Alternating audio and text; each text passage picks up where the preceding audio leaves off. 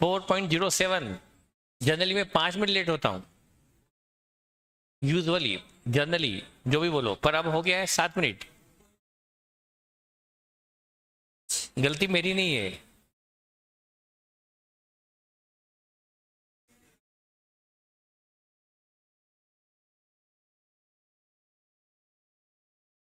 अरे रिवीजन की प्रिपरेशन कोई करनी पड़ती बेटा। इस 10 में क्या है?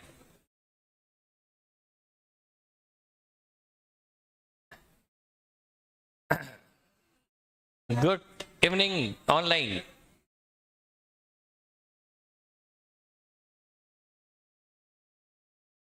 असीम सर 4:02 पर गए, तो you have to compensate. 2 minute जो लेट गए ना।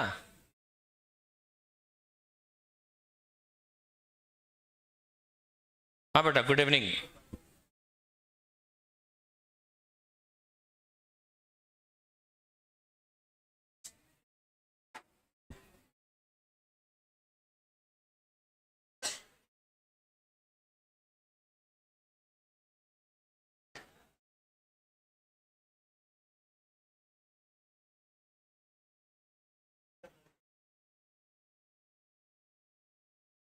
रिवीजन स्टार्टिंग से ही करना, जैसे सीक्वेंस में पढ़ाया था आपने। हाँ बेटा, जो आदेश।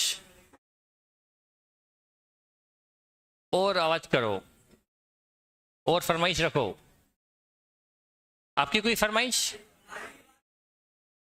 बच्चे की जान लोगे क्या?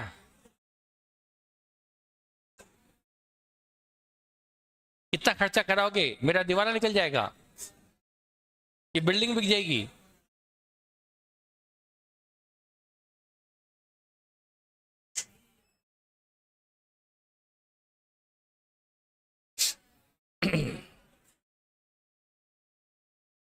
अभी मैं संडे को एक जगह गया था,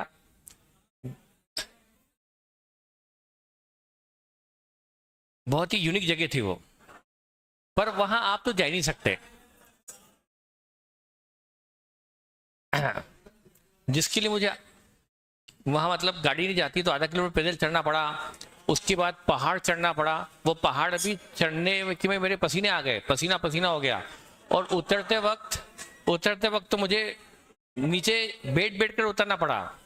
वो वर्ल्ड फेमस प्लेस है। नेचर का जो बोलते हैं ना, कुदरत का एक नज़ारा होता है जो बहुत रेयर जगह होता है। वर्ल्ड में 4-5 जगह है वैसा। एमपी के दूर 75 किलोमीटर दूर पर एक पहाड़ है, जहां पर बिल्कुल एक साइज के पत्थर है, नेचुरल पत्थर जो ह्यूमन बीइंग ने नहीं बनाए। पहाड़ पर ऐसे 7 पहाड़ियां हैं, वहां पर एक जैसे पत्थर, एक जैसी इसकी कटिंग, और वहां पर कोई अदर स्ट्रक्चर नहीं है। वो सारे किसी लाखों साल पहले जो ज्वालामुखी या फिर उससे बने हैं वो सारे पत्थर।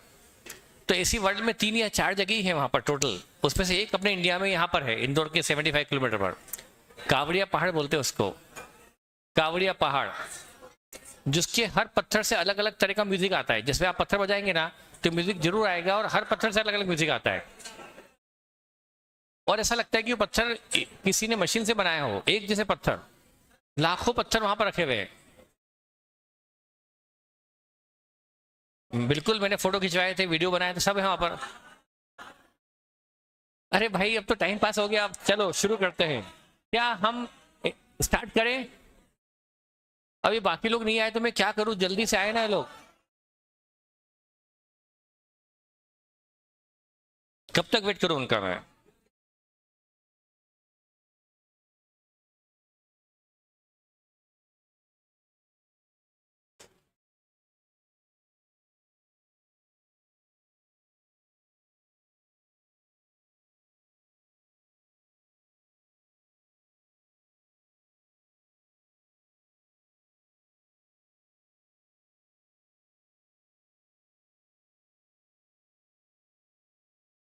उसमें क्या है, मेरा फोटो भी है, और मेरा फोटो बुरी हालत में, बहुत बुरी हालत में, कोई दिखाई नहीं देता, क्योंकि मैं पसीने में तरबतर हो गया था ऊपर चढ़ते चढ़ते।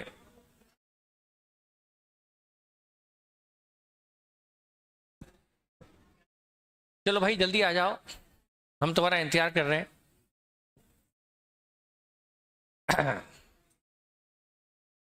अरे अपने सारे फ्रेंड को फोन लगा के बुलाओ ना आप लोग।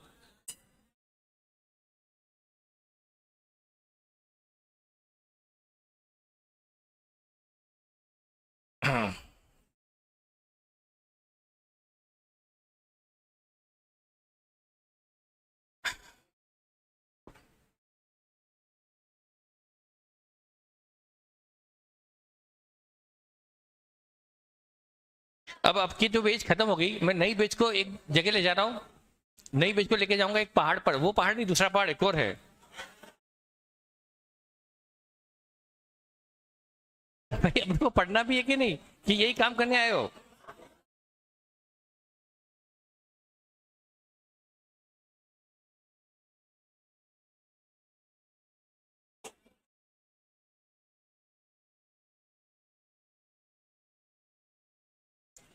चलिए अब मुझे लगता है ऑलमोस्ट आ ही रहे, तो चलिए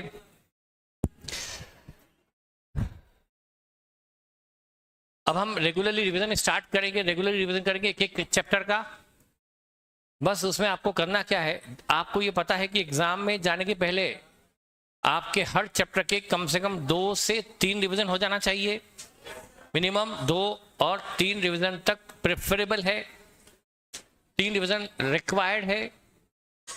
बगैर रिवीजन के चैप्टर में कभी ग्रिप नहीं आती, एक बार में कभी ग्रिप नहीं आ सकती, दूसरी बार में थोड़ा ठीक होता है, तीसरी बार में और अच्छा होता है। तो रिवीजन पर रिवीजन पर रिवीजन आपको जरूरी है। और ये जो मैं अकाउंटिंग स्टैंडर्ड है, इसके चार्ट मैंने रेडी कर लिए हैं, उसका प्रिंट आउट मैं आपको जल्दी देने वाला हूं। मैं चार्ट बना चुका हूं, जैसे ये देखिए आप, ये मैं आपको पढ़ा नहीं रहा हूं, बस ये जो है ना, जैसे पूरा बस बिल्कुल रेडी है, ये सिर्फ मुझे प्रिंट निकाल के देना आपको। देखिए ये पूरे रेडी है।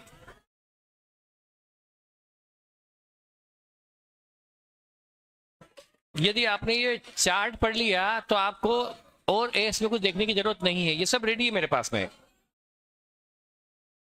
तो ये आपके रिवीजन के लिए है, ये चार्ट आपको प्रिंट आउट मिल जाएंगे। ऐसे S2 पर है, S10 पर है, S16 पर है, सब पर चार्ट बने हुए हैं, मैं आपको देने वाला हूं।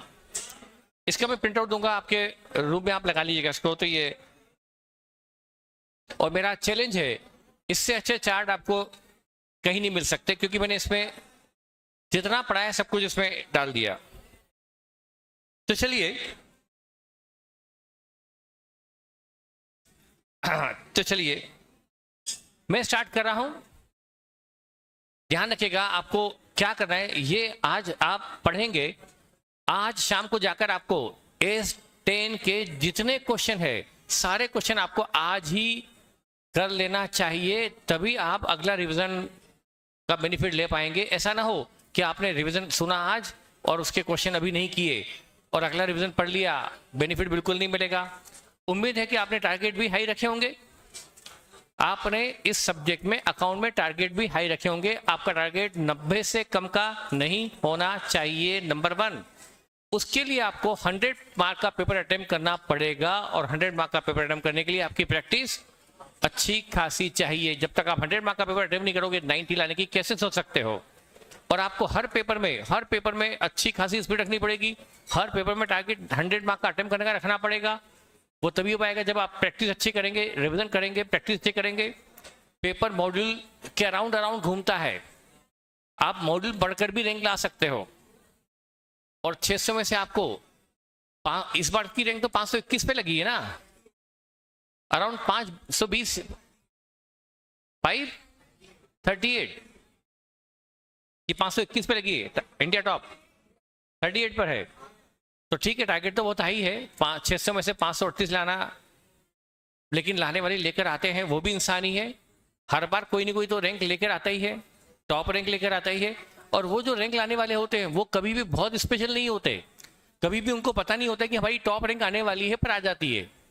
कोई भी ये सोचकर तैयारी नहीं करता कि मुझे टॉप रैंक लानी है इसलिए मैं तैयारी कर रहा हूँ। बस बेस्ट से बेस्ट प्रिपरेशन करते हैं, हाईएस्ट नंबर लाने की तैयारी करते हैं। उसमें कोई अंडर 10 आता है, कोई अंडर 50 आता है।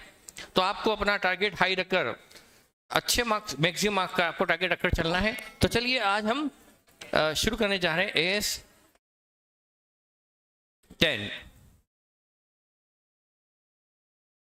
चलिए शुरू करते हैं स्टेन। ठीक है, तो बस घर जाके आपको शाम को इसके क्वेश्चन सारे के सारे निपटा देने हैं। मैं शुरू कर रहा हूँ। स्पीड डेफिनेटली थोड़ी सी अच्छी रहेगी, आपको समझने में थोड़ा सा जल्दी दिखानी होगी, समझे आप जल्दी। तो ठीक है, हाँ बेटा आपको चार्ट जल्दी मिल जाएंगे, बस रेडी है, कलरफुल ही मिलेंगे चार्ट भी। A stand for property plant and equipment. आप जानते हैं इसमें नाम प्रॉपर्टी प्लांट इक्विपमेंट है, पर इसमें फर्नीचर व्हीकल सब कुछ आ जाता है। असेट टेंजिबल इंटेंजिबल दो तरह की होती है। इंटेंजिबल असेट के लिए एस 26 एप्लीकेबल है। टेंजिबल में असेट यदि बेचने के लिए है तो एस 2 लगता है, और यदि असेट यूज के लिए है तब यदि यूज के लिए तो एस 10 में कवर हो सकती है। एस 10 में सबसे पहले कि एस 10 के लिखा गया सारी कमर्शियल एंटिटीज पर एप्लीकेबल है। हर कमर्शियल एंटिटी को एस 10 लगाना जरूरी है, सिवाय उन कंपनी के जिन पर इंड एस एप्लीकेबल है, उनको छोड़कर बाकी सब पर ये एस एप्लीकेबल है। हाँ, लेकिन जिस पर कोई अनदर एस एप्लीकेबल है, जैसे कि लीजेस पर एस 19, तो फिर उस पर भी ये एस अप्लाई नहीं होगा। तो ये एस हर कमर्शियल एंटिटी पर एप्लीकेबल है, एक्सेप्ट जिस पर इंड एस लगता है या जो अदर एस से गवर्न है। अब यहाँ पर सबसे पहले मीनिंग ऑफ पीपी, ये हमारे बहुत काम आता है। कई बार जो थ्योरेटिकल क्वेश्चन आते हैं या तो उनमें ये मीनिंग हमारे लिए कई जगह लिखना जरूरी होता है, प्रिसाइसली मीनिंग लिखना पड़ता है। लैंग्वेज बिल्कुल मॉडल की होना चाहिए, तब जाके अच्छे मार्क्स मिलते हैं। तो यहाँ पर किसी भी असेट को पीपी कहा जाने के लिए पहली शर्त है वो टेंजिबल असेट हो। पहली शर्त है वो टेंजिबल हो, और टेंजिबल होने के साथ में वो दो कंडीशन पूरी करती हो। नंबर 1 हेल्ड फॉर, एंड एक तो हेल्ड फॉर दिस, ये तो हेल्ड फॉर दिस है, ये तो है ही, और held for this is, and expected life is more than 12 month. हाँ, हो सकता है 2 महीने बाद जल जाए, 2 महीने बाद गुम हो जाए, लेकिन जब असेट खरीदी या बनाई तब उसकी expect life more than 12 month, more than 12 month भी नहीं, मोर देन 12 मंथ होगी। और वो asset held for use in production और सप्लाई ऑफ गुड्स, वो प्रोडक्शन के लिए प्लांट मशीनरी, सप्लाई के लिए जैसे ट्रक हुआ, सप्लाई ऑफ गुड्स के लिए हो या गुड्स के प्रोडक्शन के लिए हो। यूज इन प्रोवाइडिंग सर्विसेज, ये जैसे प्रोजेक्टर है, ये भी पीपी है क्योंकि ये सर्विसेज देने में काम आता है। डॉक्टर का जो एक्सरे मशीन होती है वो भी प्रोवाइडिंग सर्विसेज है, तो वो भी पीपी में कवर होगी। या फिर वो asset held for rental to others, जो दूसरे को किराए पे देने के लिए रखी गई हो। मान ली हमने एक मकान खरीदा है और वो हम किराए पे देंगे, तो वो भी क्या हो जाएगा, PP held for rental to others. And held for administrative purpose, ऐसी है इससे ना प्रोडक्शन होता है ना कोई सर्विस, बल्कि ये एडमिनिस्ट्रेटिव पर्पस है। ये फायर फाइटिंग इक्विपमेंट, ये क्या है, इससे कोई सर्विसेज नहीं मिलती, बस लेकिन एडमिनिस्ट्रेटिव पर्पस के लिए है। फर्नीचर फिक्सचर, ये सब है फॉर एडमिन पर्पस। तो असेट या तो प्रोडक्शन के लिए हो, या गुड्स के सप्लाई के लिए हो, या सर्विसेज देने के लिए हो, या रेंटल के लिए हो, या फिर वो एडमिन पर्पस के लिए हो। वो सारी असेट बिजनेस यूज के लिए हो, वो यूज चाहे सेलिंग एक्टिविटी हो, चाहे वो स्टोरिंग एक्टिविटी हो, उनके लिए यदि वो असेट है तो उस असेट को हम पीपी कहते हैं। अब असेट पीपी कौन कौन सी ऐसी असेट जो एस 10 में कवर नहीं होती, आल्दो वो पीपी है, आल्दो वो ऊपर की सारी शर्तें पूरी करता है, फिर भी हम उसको एस 10 के दायरे से बाहर रखते हैं। इस पर प्रैक्टिकल आ सकते हैं कि किसको हम एस 10 के दायरे से बाहर रखें।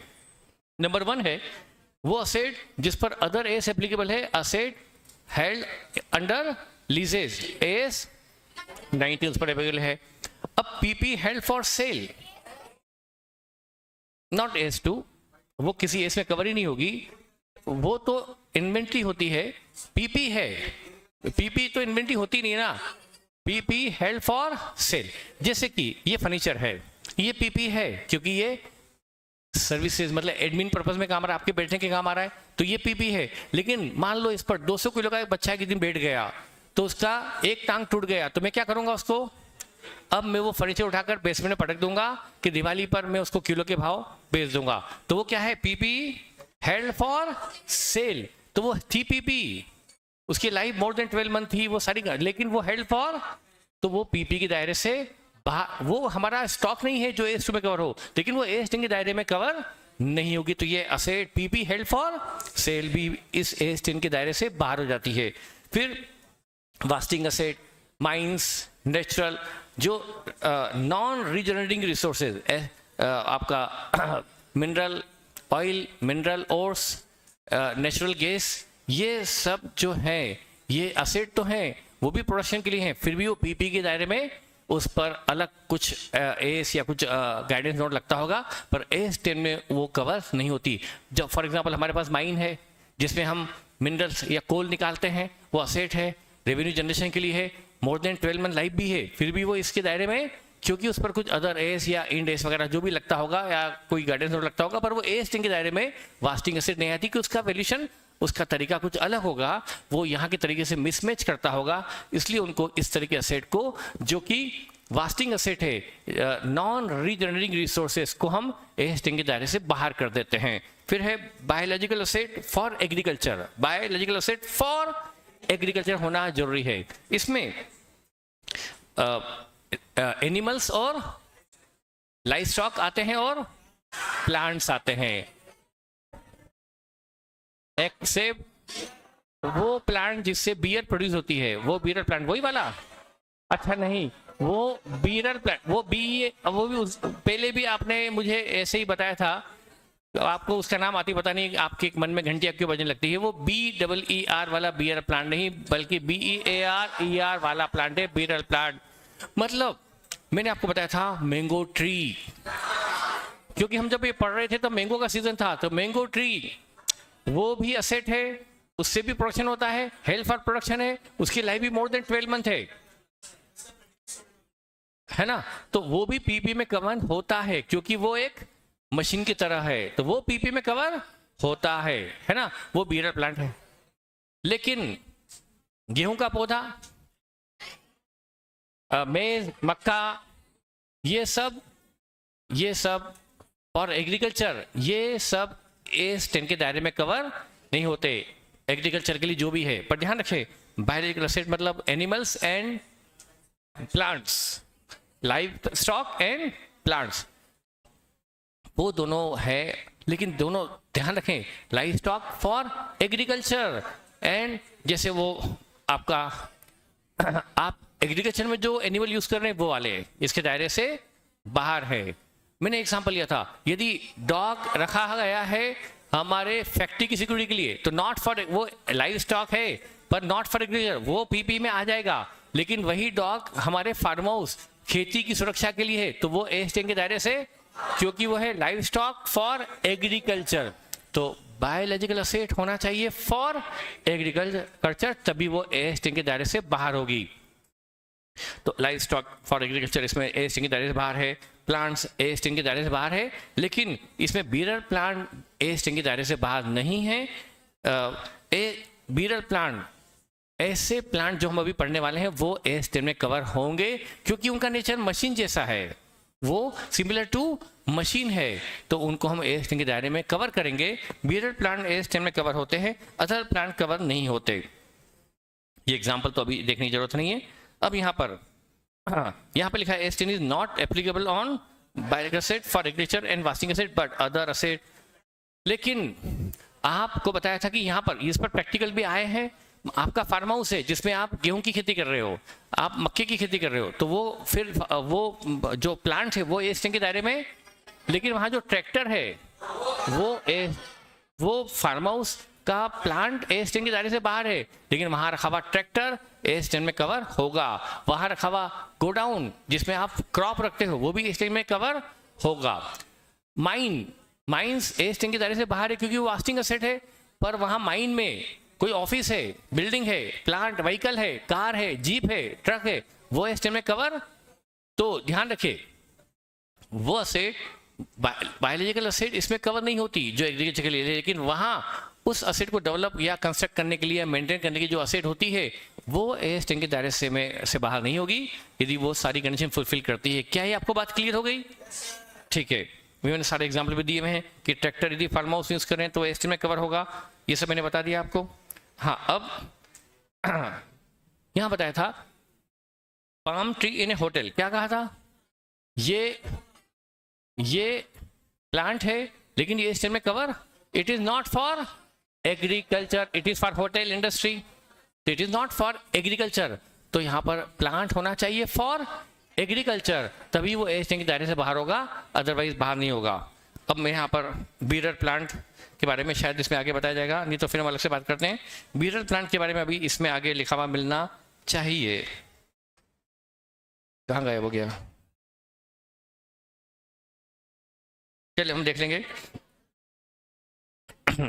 ठीक है, देखते हैं आगे।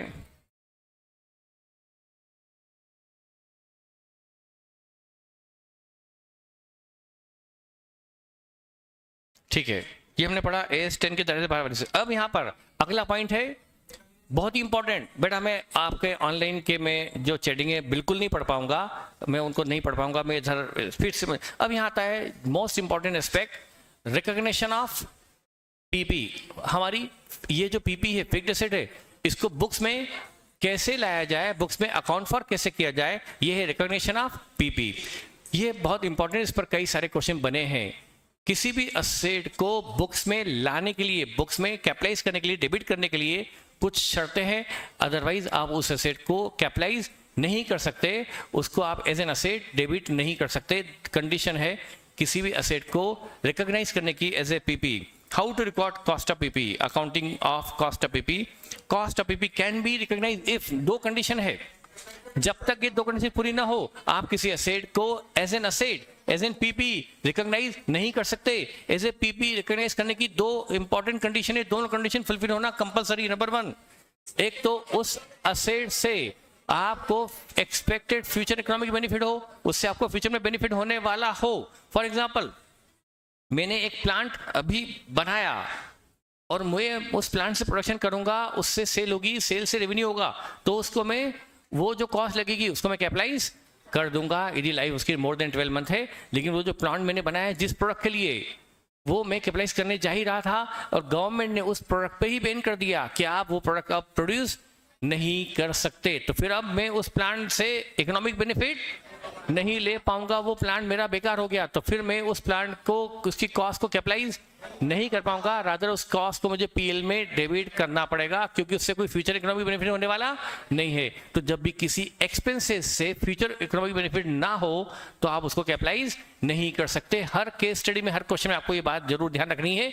कि उससे फ्यूचर इकोनॉमिक बेनिफिट यदि ना है तो आप उसको कैपिटलाइज करने की सोचना भी नहीं। और दूसरा, cost of PP is measurable, cost आप उसकी पता कर सकते हो। ये कोई ज्यादा इंपॉर्टेंट कंडीशन नहीं है। हाँ, लेकिन आप यदि कॉस्ट ही पता नहीं कर पा रहे हो तो कैपिटलाइज कैसे कर दोगे? आपको पता ही नहीं पड़ा कि उस असेट पर कितना खर्चा हुआ है, ये कॉस्ट आप पता ही नहीं कर सकते, तो कैपिटलाइज आप मत करो। तो ये दो कंडीशन जब तक पूरी ना हो आप असेट को रिकॉग्नाइज नहीं कर सकते, असेट अकाउंट डेबिट नहीं कर सकते। ये कंडीशन दो पूरी होना निहायत ही जरूरी है कि हम कब कॉस्ट को रिकॉग्नाइज करें। अब यहाँ पर कॉस्ट रिकॉग्निशन, जब हम ये तय कर लिए कि हाँ रिकॉग्नाइज करना है, वो दो कंडीशन पूरी हो रही है, तो अब उसमें दो तरह का कॉस्ट रिकॉग्निशन है, इनिशियल एंड सब्सिक्वेंट। एक, जब पहली बार असेट बनती है तब उसको असेट अकाउंट में डेबिट कैसे किया जाए, और जब असेट पर बाद में खर्चा होता है तब उसको कैसे डेबिट किया जाए, तब कितना कैपिटलाइजेशन किया जाए। एक है इनिशियल रिकॉग्निशन, एक है सब्सिक्वेंट रिकॉग्निशन। सबसे पहले इनिशियल, पहली बार हम किस तरह से असेट को कैपिटलाइज करें, और बाद में। तो यहाँ पर सब्सिक्वेंट मतलब जब हम उससे असेट में कुछ असेट ऐड करते हैं या असेट का एक कंपोनेंट निकालकर दूसरा कंपोनेंट लगाते हैं, वो है सब्सिक्वेंट। पहले इनिशियल, इस पर कई सारे क्वेश्चन बने हुए हैं। इनिशियल में हम असेट एक तो खरीदते हैं, दूसरा असेट हम बनाते हैं, तीसरा असेट हम एक्सचेंज में एक असेट देखकर दूसरी असेट लेते हैं, तीसरा हम ग्रुप में असेट खरीदते हैं, और चौथा हम असेट खरीदते हैं बियॉन्ड नॉर्मल क्रेडिट टर्म। तो ये हम एक एक करके फटाफट देखते हैं। सबसे पहले सबसे जो इजी है, सबसे इजी है एक्वायर्ड इन, यहां पर एक पॉइंट तो है ही नहीं, अच्छा है ना, कंसोलिडेट परचेज। ये तो बड़ा इजी है। मान लो आपने ए असेट खरीदी, हे भगवान ये क्या हो गया, ये इधर आ गया। अच्छा देखे, हमने मान लो 80 लाख में ए बी सी और डी 4 सेट खरीदी है, पर हमने टोटल पेमेंट 80 लाख में सौदा किया है। हमने किस अलग अलग सेट के लिए अलग अलग एग्रीमेंट नहीं किया, 80 लाख में हमने चारों सेट खरीद ली। कई बार होता है हम एक फैक्ट्री खरीदने गए, पूरी फैक्ट्री हमने लमसम में खरीद ली, उस फैक्ट्री में प्लांट भी है, बिल्डिंग भी है, फर्नीचर भी है, व्हीकल भी है, हमने लमसम में 80 लाख में एसेट खरीद ली। ये हो गई हमारी कंसोलिडेटेड परचेज। तो आपको वहां पर AS10 का रेफरेंस डालना पड़ेगा कि यदि कंसोलिडेटेड परचेज है तो एस पर AS10 क्या करना होगा, हमें इन कॉस्ट को इन असेट की जो फेयर वैल्यू है, फेयर वैल्यू के रेशियो में इस कॉस्ट को अलोकेट करना होगा। फेयर वैल्यू मतलब वो आपको दी रहेगी कि असेट हम आज खरीदने जाएं तो हमें असेट ए कितने मिलेगी, बी में, इनकी हमें फेयर वैल्यू दी रहेगी। तो हम क्या करेंगे, 80 लाख की कॉस्ट को जो लमसम में लगी है उस कॉस्ट को हम चारों पांचों असेट की फेयर वैल्यू के रेशियो में अलोकेट कर लेंगे। आई थिंक आपको ये क्लियर हो गया होगा कि जब हमारी परचेज कंसोलिडेटेड है, टोटल है, ओवरऑल में है, तो हमें क्या करना पड़ेगा, उस टोटल कॉस्ट को हमें अलग अलग असेट में डेबिट करना पड़ेगा। किस तरह से हम उस कॉस्ट को अलग अलग करें, सेग्रीगेट करें, उसका तरीका है उनकी फेयर वैल्यू के रेशियो में उस कॉस्ट को हम अपॉर्शन कर देंगे। ये हमारा है कंसोलिडेटेड परचेज, जो निहायत ही निहायत घटिया है, उसको पढ़ने की हमें जरूरत ही नहीं है। अब आता है एक है परचेज सेपरेट एक्विजिशन, एक एक करके पढ़े, ये भी बहुत ईजी है, इस पर क्वेश्चन काफी बने हैं। तो यदि हम परचेज इस पर करते हैं, इसमें जब हम इसको परचेस करते हैं सेपरेट इक्वेशन में, तो यहाँ पर हमें देखना है, क्योंकि इस पर क्वेश्चन बने हैं और कई सारे बने हैं। सेपरेट इक्वेशन यानी मेरे को एसेट अलग से खरीदी है, एक एसेट हम खरीदते हैं, एक एसेट हम बनाते हैं वो बाद में देखेंगे, खरीदना पहले। हमने एसेट एक्वायर की मतलब परचेस की सेपरेटली, तब उस एसेट में किस तरह से एसेट अकाउंट डेबिट किया जाए, किस तरह से कैपिटलाइज किया जाए, आइटम कौन से आइटम जो कॉस्ट में इंक्लूड होते हैं और कौन से आइटम कॉस्ट में इंक्लूड नहीं होते हैं, ये इस पर कई सारे क्वेश्चन बने हैं और आपके मॉड्यूल में भी इस पर क्वेश्चन है। नंबर 1, कौन सी चीज कॉस्ट में इंक्लूड नहीं होती, बाकी सब इंक्लूड होती है।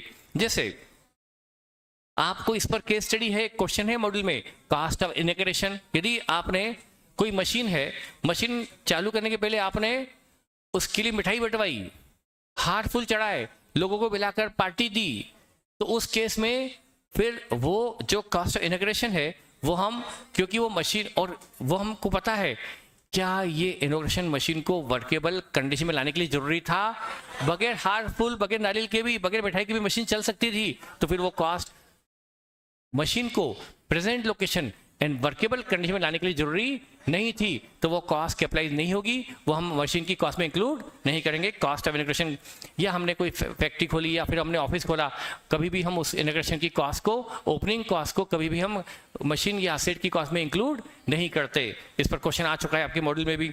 फिर कॉस्ट ऑफ एडवर्टाइजिंग, आपने पेपर में एड दिया कि हमारी मशीन का आज शुभारंभ होने वाला है, या आज हमारी बिल्डिंग का इनॉग्रेशन है, ये बिल्डिंग हमारी इसी बनी, उसका फोटो दिया ताकि पब्लिक को पता पड़े, तो ये कॉस्ट ऑफ पब्लिसिटी भी कॉस्ट में, मशीन की कॉस्ट में या बिल्डिंग की कॉस्ट में, पीपी की कॉस्ट में इंक्लूड नहीं होती। फिर एडमिनिस्ट्रेटिव कॉस्ट, ये तो आपने पढ़ाई होगा। इवन आपकी कॉस्ट शीट में भी जब प्रोडक्ट बनाते हैं तो एडमिन कॉस्ट को वहाँ प्रोडक्ट की कॉस्ट में इंक्लूड, इवन AS2 में जब पढ़ेंगे, जब कॉस्ट ऑफ इन्वेंट्री निकालते हैं, इन्वेंट्री जो गुड्स बन रहा है उसकी कॉस्ट में भी हम एडमिन कॉस्ट को हम कॉस्ट में इंक्लूड, फैक्ट्री ओवरहेड इंक्लूड करते हो, ध्यान है आपको, लेकिन ऑफिस ओवरहेड कॉस्ट में इंक्लूड, तो मशीन की कॉस्ट में भी ऑफिस ओवरहेड इंक्लूड नहीं होते। जहां मशीन बन रही है, जो मशीन खरीदी, वहां का जो वहां की जो अदर कॉस्ट है, एडमिनिस्ट्रेशन कॉस्ट, वो हम कॉस्ट में इंक्लूड नहीं करते। फिर रिफंडेबल टैक्सेस, वही टैक्सेस इंक्लूड करते हैं जो नॉन रिफंडेबल है। यदि मैंने एक मशीन खरीदी, उसमें मुझे 5 लाख का टैक्स लगा, ड्यूटी लगी, और वो 5 लाख का टैक्स मेरी कॉस्ट है, मशीन में जोड़ूंगा मैं, पर यह शर्त है कि वो नॉन रिफंडेबल हो। कब कॉस्ट में जुड़ेगा, जब नॉन, यदि मैं 5 लाख का टैक्स भर रहा हूं, ड्यूटी भर रहा हूं, इंपोर्ट या ड्यूटी, पर बाद में गवर्नमेंट से मुझे वो ड्यूटी की क्रेडिट मिलने वाली है, ड्यूटी रिफंड होने वाली है, तो 5 लाख मेरी जेब से गया, वापस जेब में आ भी तो जाएगा, तो फिर मेरी कॉस्ट ही कहाँ रही, तो फिर मैं कैसे कॉस्ट में इंक्लूड कर सकता हूं। तो सिर्फ कौन से टैक्सेस जुड़ेंगे, जो नॉन रिफंडेबल टैक्सेस है वो जुड़ते हैं, और कौन से टैक्सेस नहीं जुड़ते, रिफंडेबल टैक्सेस कॉस्ट में नहीं जुड़ते, क्योंकि आज मैं जब से दे रहा हूं, बाद में मुझे गवर्नमेंट से रिफंड मिल जाएंगे, उसकी क्रेडिट मिल जाएगी, तो फिर वो मेरी कॉस्ट नहीं रहे, तो नॉन रिफंडेबल टैक्सेस, मतलब रिफंडेबल टैक्सेस कॉस्ट का हिस्सा नहीं बनते हैं। फिर इंटरेस्ट कॉस्ट, मैंने मशीन खरीदी, उसके लिए लोन लिया, उस पर ब्याज लगा, तो वो ब्याज कैपिटलाइज होगा या नहीं होगा, ये डिपेंड करेगा A16 बोरोइंग कॉस्ट में। जिसने अभी A16 सभी का पढ़ा हुआ है, एक बार तो पढ़ा हुआ है, बोरोइंग कॉस्ट, उसमें यदि मशीन को बनाना, यदि असेट में सब्सटेंशियल पीरियड, यदि असेट क्वालिफाइंग है, और क्वालिफाइंग कब होती है, जब उसमें लगा हो substantial period, more than 12 month लगा हो, तो ही वो असेट होती है क्वालिफाइंग उसी का इंटरेस्ट कैपिटलाइज होता है, अदरवाइज इंटरेस्ट कैपिटलाइज, तो वह इंटरेस्ट असेट में तभी कैपिटलाइज होगा जब A16 ने उसको कैपिटलाइज करना अलाउ किया हो, अदरवाइज इंटरेस्ट कभी कैपिटलाइज नहीं होगा। इंटरेस्ट कॉस्ट असेट में कभी डेबिट नहीं होगी, सिर्फ तभी होगी जब A16 वो उसको कैपिटलाइज करना अलाउ करता हो, अदरवाइज इंटरेस्ट कॉस्ट को हम पीपी में कभी इंक्लूड नहीं करते। ये सारी कॉस्ट वो है जो हम कॉस्ट में इंक्लूड नहीं करते। इस पर क्वेश्चन बने हुए हैं, आपको नॉलेज होना चाहिए, रटना नहीं है। ये मेरे पास जो लिस्ट है कि आपको पांचों कॉस्ट रटी हुई हो ऐसा बिल्कुल जरूरी नहीं है, बस आपको पता होना चाहिए कि कब ये चीजें लिखी है तो आप पता कर पाओ कि कौन सी इंक्लूड होती है कौन सी नहीं। अब क्या क्या कॉस्ट में इंक्लूड होता है ये भी रटने की जरूरत नहीं है, बस सामने आ जाए तो आपको पता होना कि क्या इंक्लूड करना है क्या इंक्लूड नहीं करना है। अब जैसे मशीन खरीदा तो हमने जो सप्लायर को पेमेंट किया वो जोड़ देंगे, उसमें जो मशीन पर सप्लायर ने डिस्काउंट दिया वो लेस कर देंगे, नॉन रिफंडेबल टैक्सेस ऐड कर देंगे, फिर डायरेक्टली एट्रिब्यूटेबल कॉस्ट, ये हमारा एक वाइट टर्म था, white term. Directly attributable cost मतलब वो कॉस्ट जो मशीन को, असेट को, पीपी को present location and workable condition, जो मशीन जहां है वो उस स्टेज तक लाने के लिए प्रेजेंट कंडीशन, प्रेजेंट लोकेशन और वर्केबल कंडीशन में लाने के लिए जो खर्चा जरूरी है उसको हम कहते हैं डायरेक्टली एट्रिब्यूटेबल कॉस्ट, वो सब कैपिटलाइज होगी।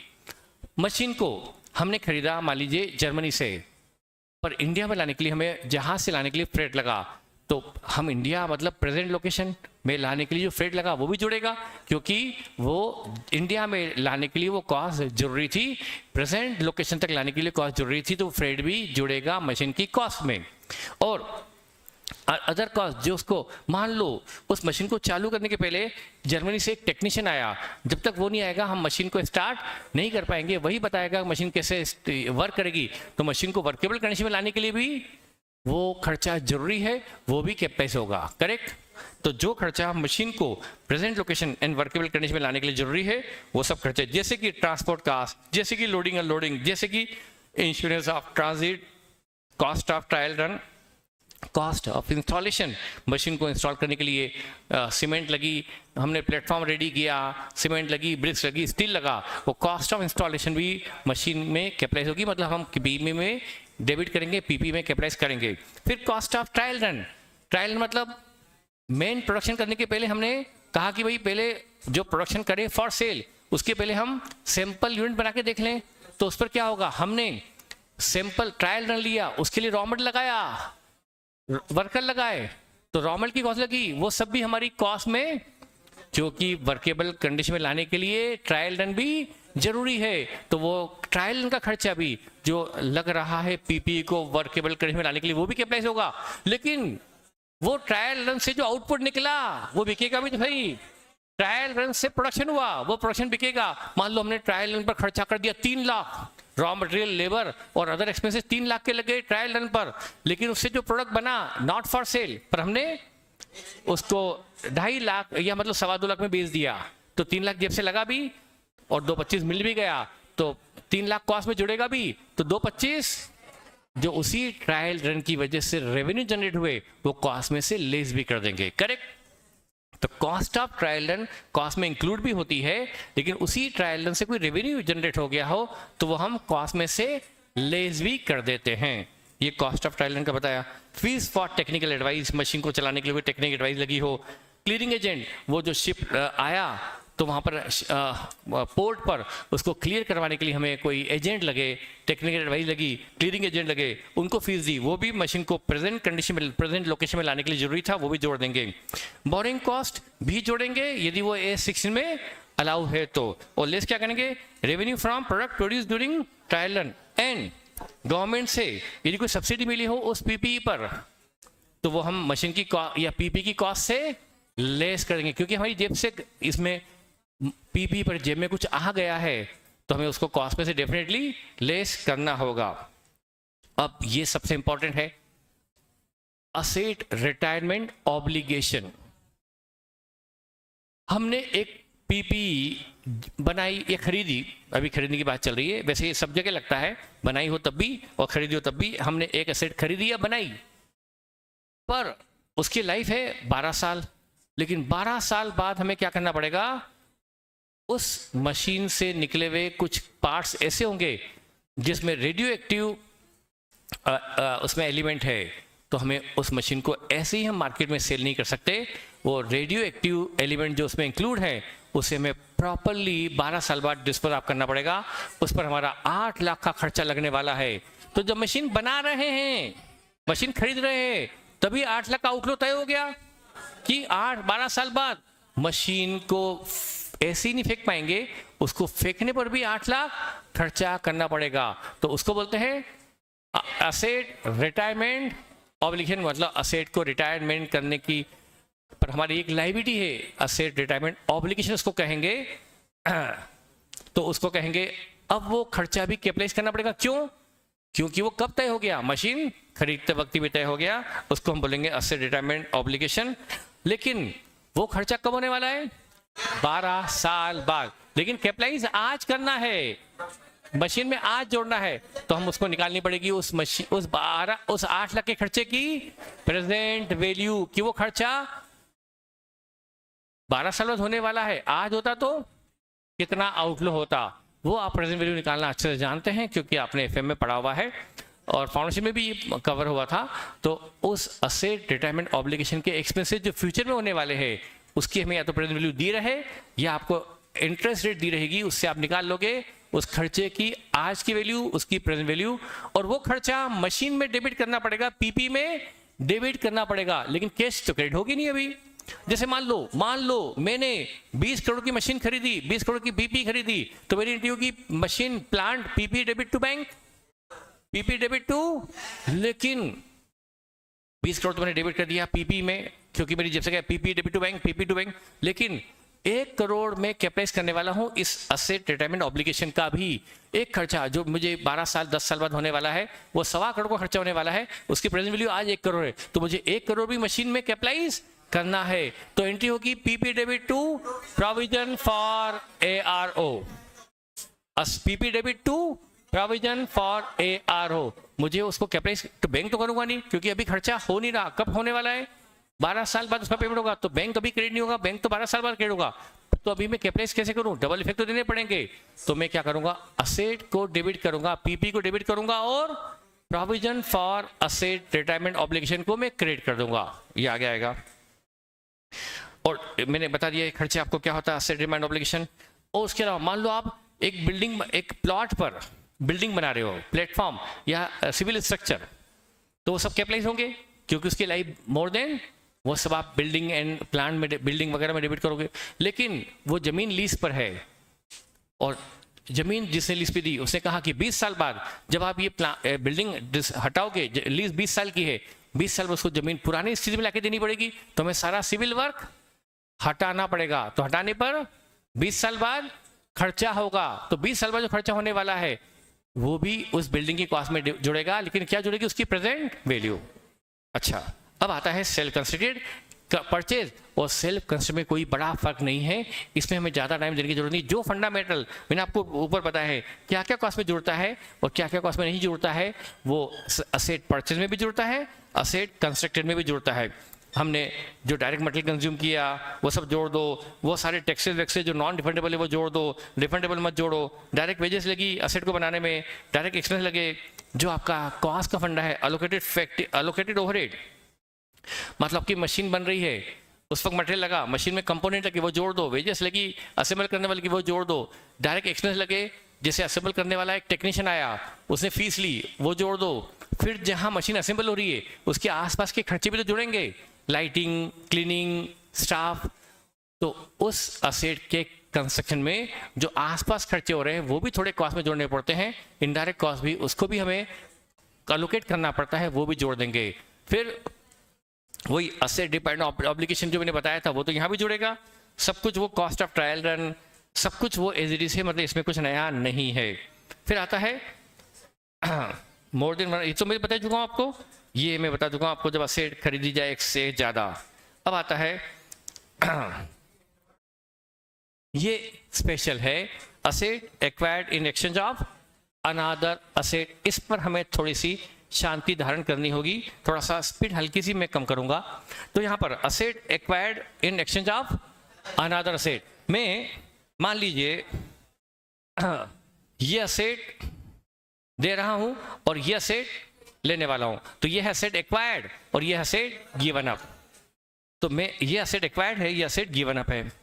तो अब मुझे जो असेट एक्वायर्ड है वो डेबिट करनी पड़ेगी और असेट गिवन अप को बुक से बाहर करके क्रेडिट करना पड़ेगा। तो इसको मैं किस प्राइस पर डेबिट करूं और किस प्राइस पर, इसको तो क्रेडिट करना तय है, इसकी बुक वैल्यू पे बाहर करेंगे, इसमें नो डाउट। इसको बाहर करेंगे इसकी बुक वैल्यू पर, जो बुक में कैरिंग अमाउंट है बुक वैल्यू पे, इसको बाहर करना पड़ेगा। बस ये तो तय है, सिचुएशन कोई भी हो ये बाहर होगी बुक वैल्यू पर, लेकिन ये किस प्राइस पर डेबिट की जाए उस पर डिबेट है। तो नंबर 1, यदि पहली चीज सबसे पहले देखना पड़ेगा ये जो एक्सचेंज ट्रांजैक्शन है, whether there exist commercial substance और नॉट।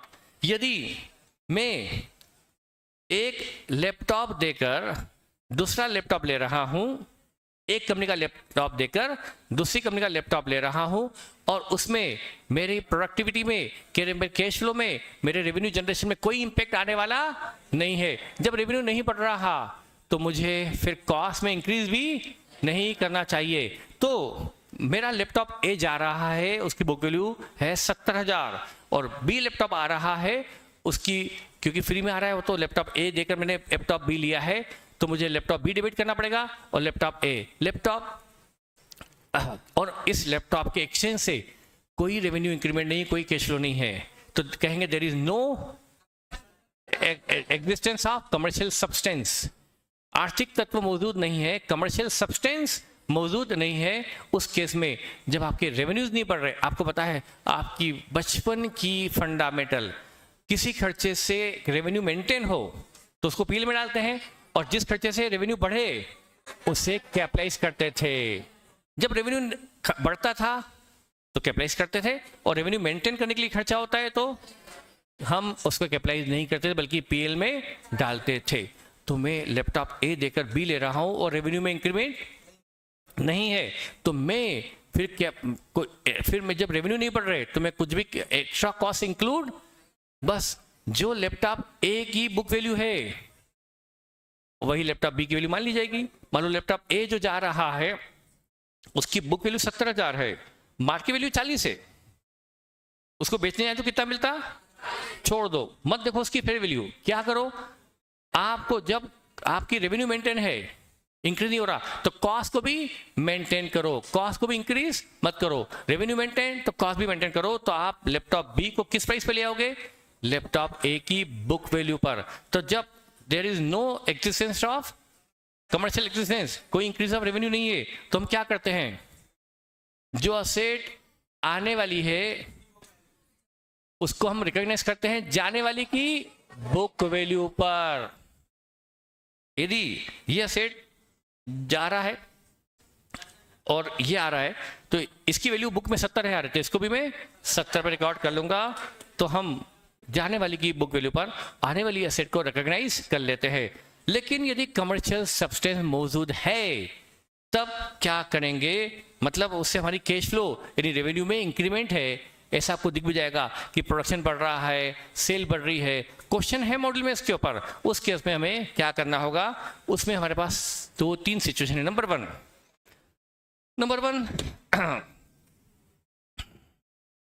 अब यहां पर नंबर 1 ये 2 असेट है जिनका ये जाने वाली ये आने वाली। तो अब यहां पर यदि इसकी बुक वैल्यू 70,000 है तो इसको तो बुक से बाहर करना अनडाउटफुली 70 पर है, लेकिन क्वेश्चन में आने वाली एसेट की फेयर वैल्यू दी गई है, आने वाली की फेयर वैल्यू। इसका मतलब क्या होता है कि वो एसेट जो आ रही है आज यदि अलग से खरीदते, एक्सचेंज नहीं बल्कि अलग से खरीदते तो कितने में मिलती, वो उसकी करंट मार्केट वैल्यू होती है, उसी को बोलते हैं fair value. Current market value को फेयर वैल्यू बोलेंगे, पर फेयर वैल्यू मतलब इसकी वैल्यू क्या है आज की तारीख में। तो अब ये एसेट जो आने वाली है इसकी यदि फेयर वैल्यू गिवन है तो हमें तय है कि इसी वैल्यू को प्रीफर करना है आने वाली एसेट की फेयर वैल्यू पर, फिर इसको रिकॉग्नाइज करना है। तो ये एसेट जो आ रही है इसकी फेयर वैल्यू 1 लाख है, इसकी भी फेयर वैल्यू दी हुई है पर आप उसको भूल जाओ। जब इसकी वैल्यू फेयर वैल्यू दी है तो फिर आप जाने वाली की चिंता मत करो, ये तो पास्ट है, ये फ्यूचर है, ये वर्तमान है, ये तो पास्ट है, इसको भूल जाओ, इसकी फेयर वैल्यू को ध्यान मत दो। तो हम क्या करेंगे, इसकी फेयर वैल्यू 1 लाख है, तो ये असेट बी जो आ रही है इसको डेबिट करेंगे 1 लाख पर, इसको क्रेडिट करेंगे 70 पर, और बाकी प्रॉफिट डाल देंगे प्रॉफिट एंड लॉस में। तो हम प्रीफर करेंगे किसकी फेयर वैल्यू? आने वाले की फेयर वैल्यू। हम क्रॉस क्वेश्चन बाद में कर लेंगे। दूसरा, यदि इसकी फेयर वैल्यू नहीं दी गई है, इसकी फेयर वैल्यू नहीं दी गई, मान लो इसकी मार्केट वैल्यू कुछ है, ऐसी चीज है जिसका मार्केट ही नहीं है, दी नहीं गई क्वेश्चन ने। मान लो कोई भी एक ऐसी चीज जो हमने ऐसी एसेट ली है जिसका कोई मार्केट नहीं है, मार्केट में हम उसको उसका रेट पता नहीं कर सकते, तो उस केस में जैसे एंटीक, कई बार एंटीक आइटम होते हैं उसकी कोई वैल्यू नहीं होती, ये तो यहाँ पर के काम नहीं आएगा, पर मान लो इसकी वैल्यू पता ही नहीं है, इसकी वैल्यू, तो फिर क्या करना पड़ेगा? इसकी बुक वैल्यू 70 है, तो फिर इसकी फेयर वैल्यू पर, इसकी फेयर वैल्यू पर इसको रिकॉर्ड करेंगे, जाने वाले की फेयर वैल्यू पर आने वाले की फेयर वैल्यू को रिकॉर्ड करेंगे।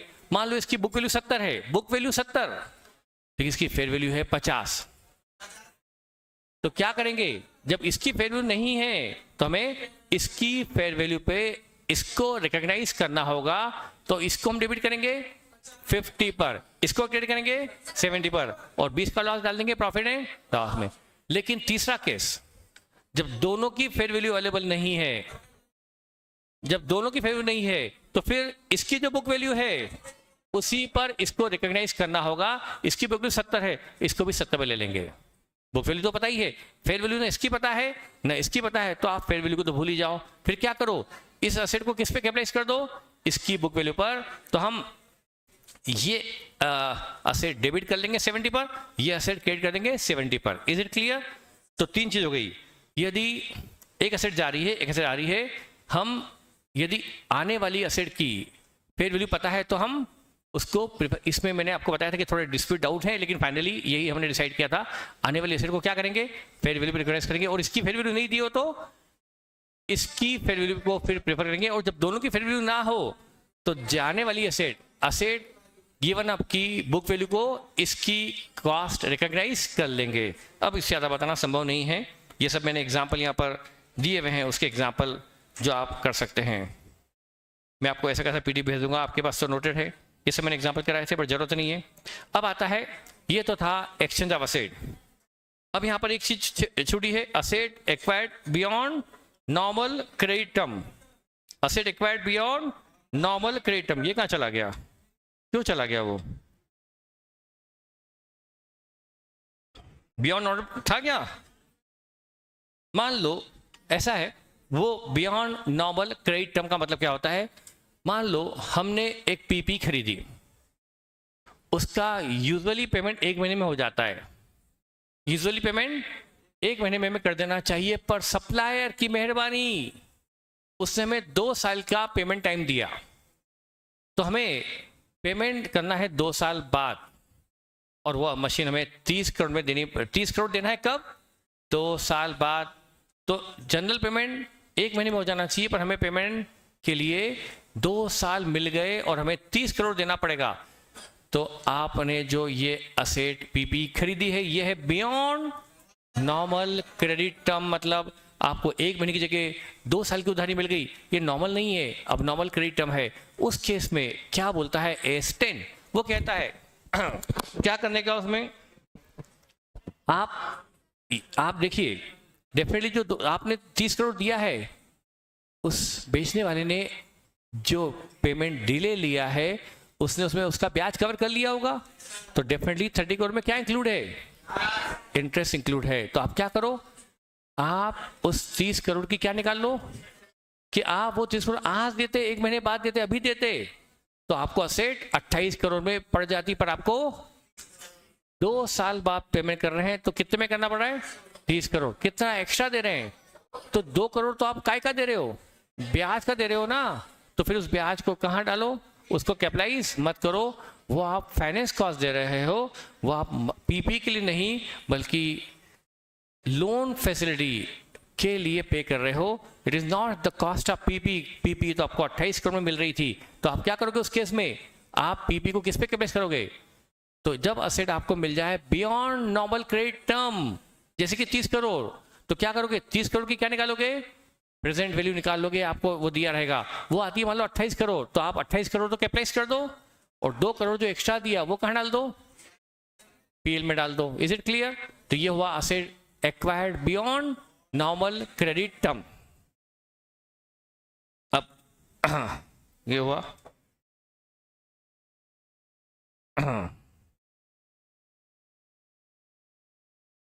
अब यहां आता है, वो था हमारा इनिशियल रिकॉग्निशन। अब क्या आया? एक बार खर्चा हुआ, पहली बार वो था इनिशियल, अब आया subsequent recognition of cost, subsequent cost का रिकॉग्निशन, जो खर्चा दूसरी बार होता है।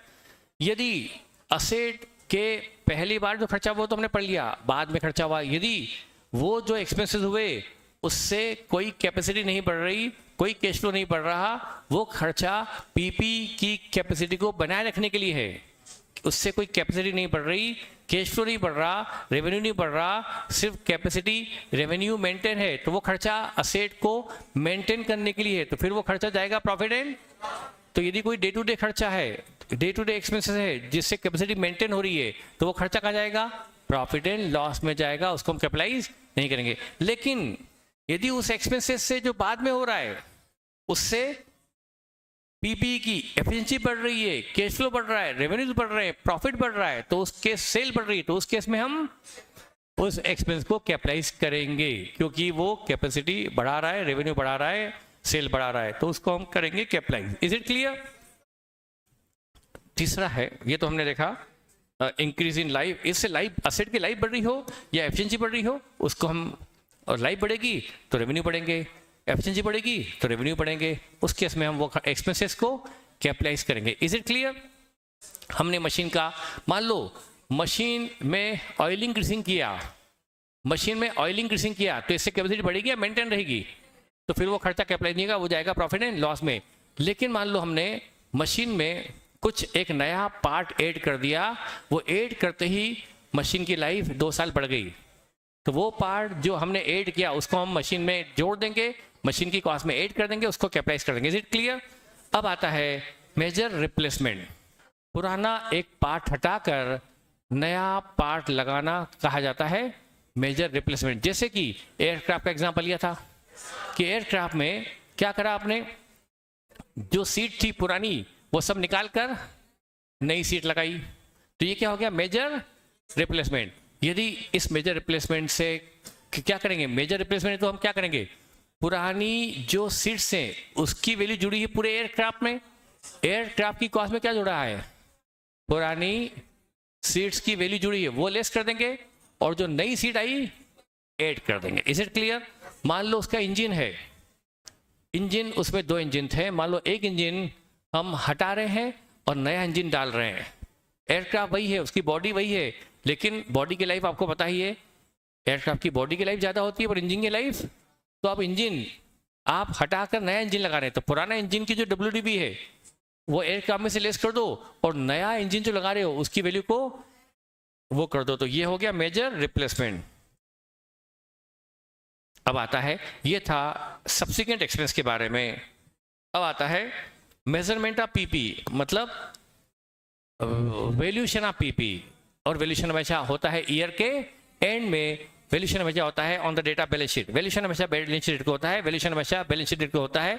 तो यहाँ पर हम अब क्या देखते हैं, यहाँ पर एक है कॉस्ट मॉडल, एक है रिवैल्यूएशन मॉडल, कॉस्ट मॉडल और रिवैल्यूएशन मॉडल। अब ये इसको उसकी थ्योरी एक्सप्लेन करना पॉसिबल, इसको मुझे आपको ऐसे बताना होगा, वैसे इस पर ऐसे बढ़े, जैसे आपकी मशीन है 30 करोड़ की मशीन है, उस पर डेप्रेशन लग चुका है, मान लो 12 करोड़ का, WDV 18 करोड़ है, आज ये है WDV, पर इसकी मार्केट वैल्यू अब इस दिन on the date of balance sheet इसकी मार्केट वैल्यू 16 करोड़ ही है, तो 2 करोड़ कहा जाता है इम्पेयरमेंट लॉस, ये है डेप्रिसिएशन, ये है एक्यूमुलेटेड डेप्रिसिएशन, ये है WDV, ये है कॉस्ट। और यदि इस असेट की मार्केट वैल्यू 16 करोड़ रह गई है तो AS10 बोलता है कि इसको किस पे ले आओ, 16 पे ले आओ, और 2 करोड़ का लॉस असेट PP से क्रेडिट कर कर PL में डेबिट कर दो, इसको क्या बोलते हैं, इम्पेयरमेंट लॉस हो जाएगा ये। तो ये मतलब WDV और मार्केट वैल्यू में यदि कमी आई है तो इसको हम कहते हैं इम्पेयरमेंट लॉस। हाँ, लेकिन यदि आपकी मार्केट वैल्यू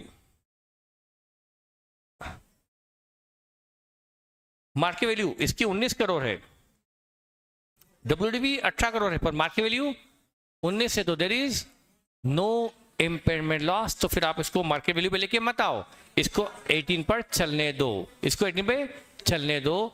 ये कहा जाता है कॉस्ट मॉडल।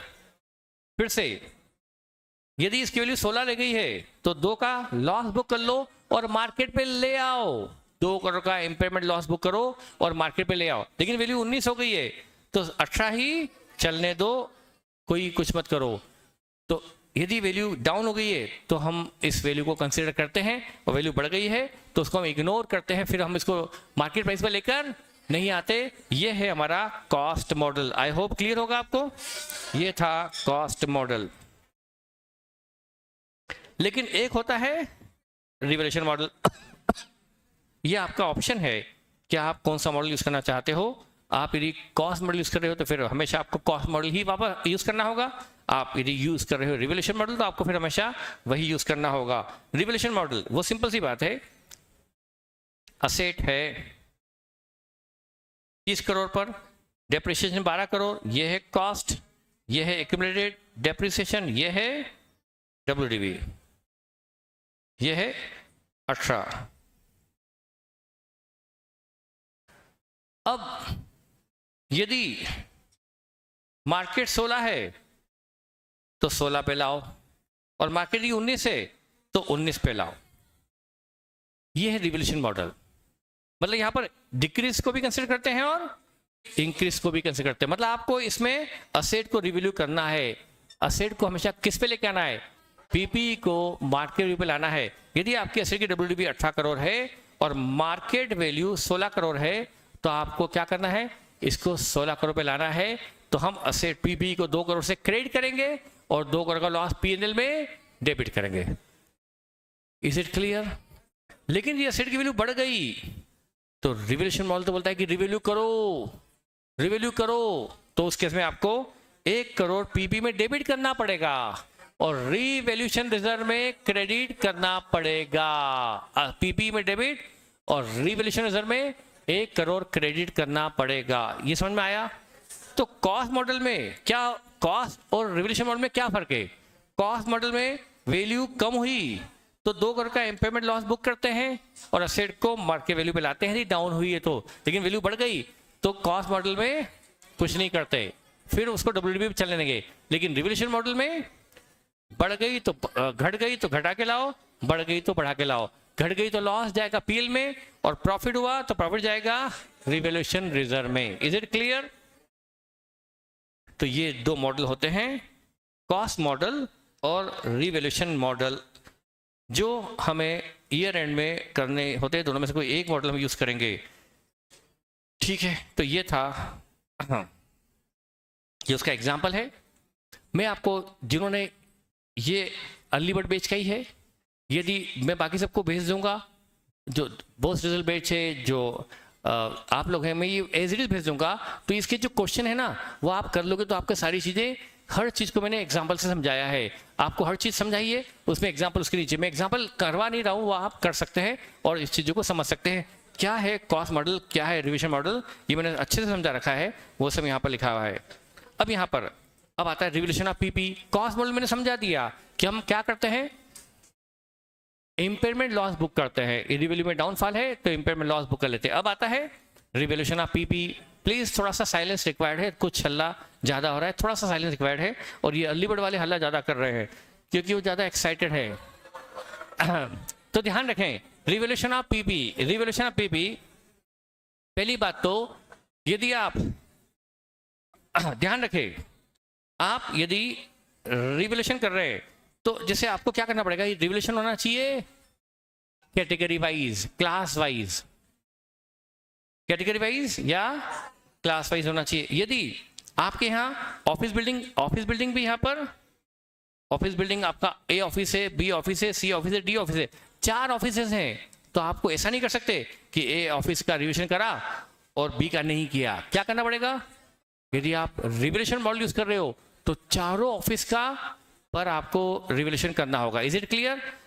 आपका ऑफिस बिल्डिंग अलग कर लो, फैक्ट्री बिल्डिंग अलग कर लो, प्लांट मशीन अलग कर लो, फर्नीचर फैक्चर, ऐसे आपको कैटेगरी वाइज ये रिवैल्यूएशन करना होगा। इस पर आपको केस स्टडी, इस पर क्वेश्चन आ सकता है कि कंपनी ए बिल्डिंग, ए फैक्ट्री बिल्डिंग तो रिवैल्यू करना चाहती है और बी फैक्ट्री बिल्डिंग को रिवैल्यू नहीं करना चाहती, तो क्या लिखेंगे? ऐसा यदि क्वेश्चन आ जाए कि फैक्ट्री बिल्डिंग ए तो कंपनी रिवैल्यू करना चाहती है पर बी फैक्ट्री बिल्डिंग को रिवैल्यू नहीं करना चाहती, तो क्या लिखेंगे? नो। ये revision category wise, class wise होना चाहिए। उस क्लास में आने वाली सारी एसेट पर फिर रिवैल्यूएशन होना चाहिए। हाँ, आप ऑफिस बिल्डिंग को रिवैल्यू कर रहे हो और फैक्ट्री बिल्डिंग को नहीं कर रहे हो तो वो चलेगा, लेकिन आप एक ही क्लास के अंदर एक को रिवैल्यू करो दूसरे को ना करो, संभव नहीं है। ये तो था revaluation of PP should be class wise. Is it clear? जैसे कि कितना ही घटिया एग्जाम्पल टीचर दे सकता है, उसका एग्जाम्पल मैं हूं। मान लो आपकी एक अर्ली बर्ड है, एक पोस्ट रिजल्ट है, एक तीसरी अर्ली बर्ड है। अब मैं क्या करूं? तीसरी अर्ली बर्ड में बच्चे कम हैं, उनको तो मैं यहाँ पर बढ़िया नाश्ता कराऊं, चलेगा क्या? चलेगा, क्योंकि तीनों की कैटेगरी अलग अलग है। तो मैं उनको यदि नाश्ता कराऊं, जरूर छोड़ा कि मैं उनको यदि कहीं घुमाने ले जा रहा हूं तो आपको भी घुमाने ले जाऊं, हो सकता है। हाँ, लेकिन यदि मैं अर्ली बर्ड में हूं तो अर्ली बर्ड के दिन में एक को समोसा खिलाऊं तो मुझे सबको खिलाना पड़ेगा। मतलब एक कैटेगरी में मैं पार्शियलिटी नहीं कर सकता, ये ध्यान रखिएगा। अब रिवैल्यूएशन शुड बी एट, क्या ही घटिया एग्जांपल था, revaluation should be at sufficient interval. Revaluation कब कब होना चाहिए? जनरली हम रिविजन करते हैं ईयर के एंड में। क्या हर साल? प्लीज प्लीज प्लीज प्लीज, मैं पढ़ा रहा हूँ, यदि आपको पढ़ाने के जोश हो तो आप इधर आ सकते हो। मैं पढ़ा रहा हूँ इसलिए बोलने का हक सिर्फ मेरा होना चाहिए, बीच में कमेंट न करें। नहीं, सबका नहीं बोल रहा हूँ मैं, इधर आगे भी बोल रहा हूँ, इधर भी बोल रहा हूँ, तो ध्यान रखें।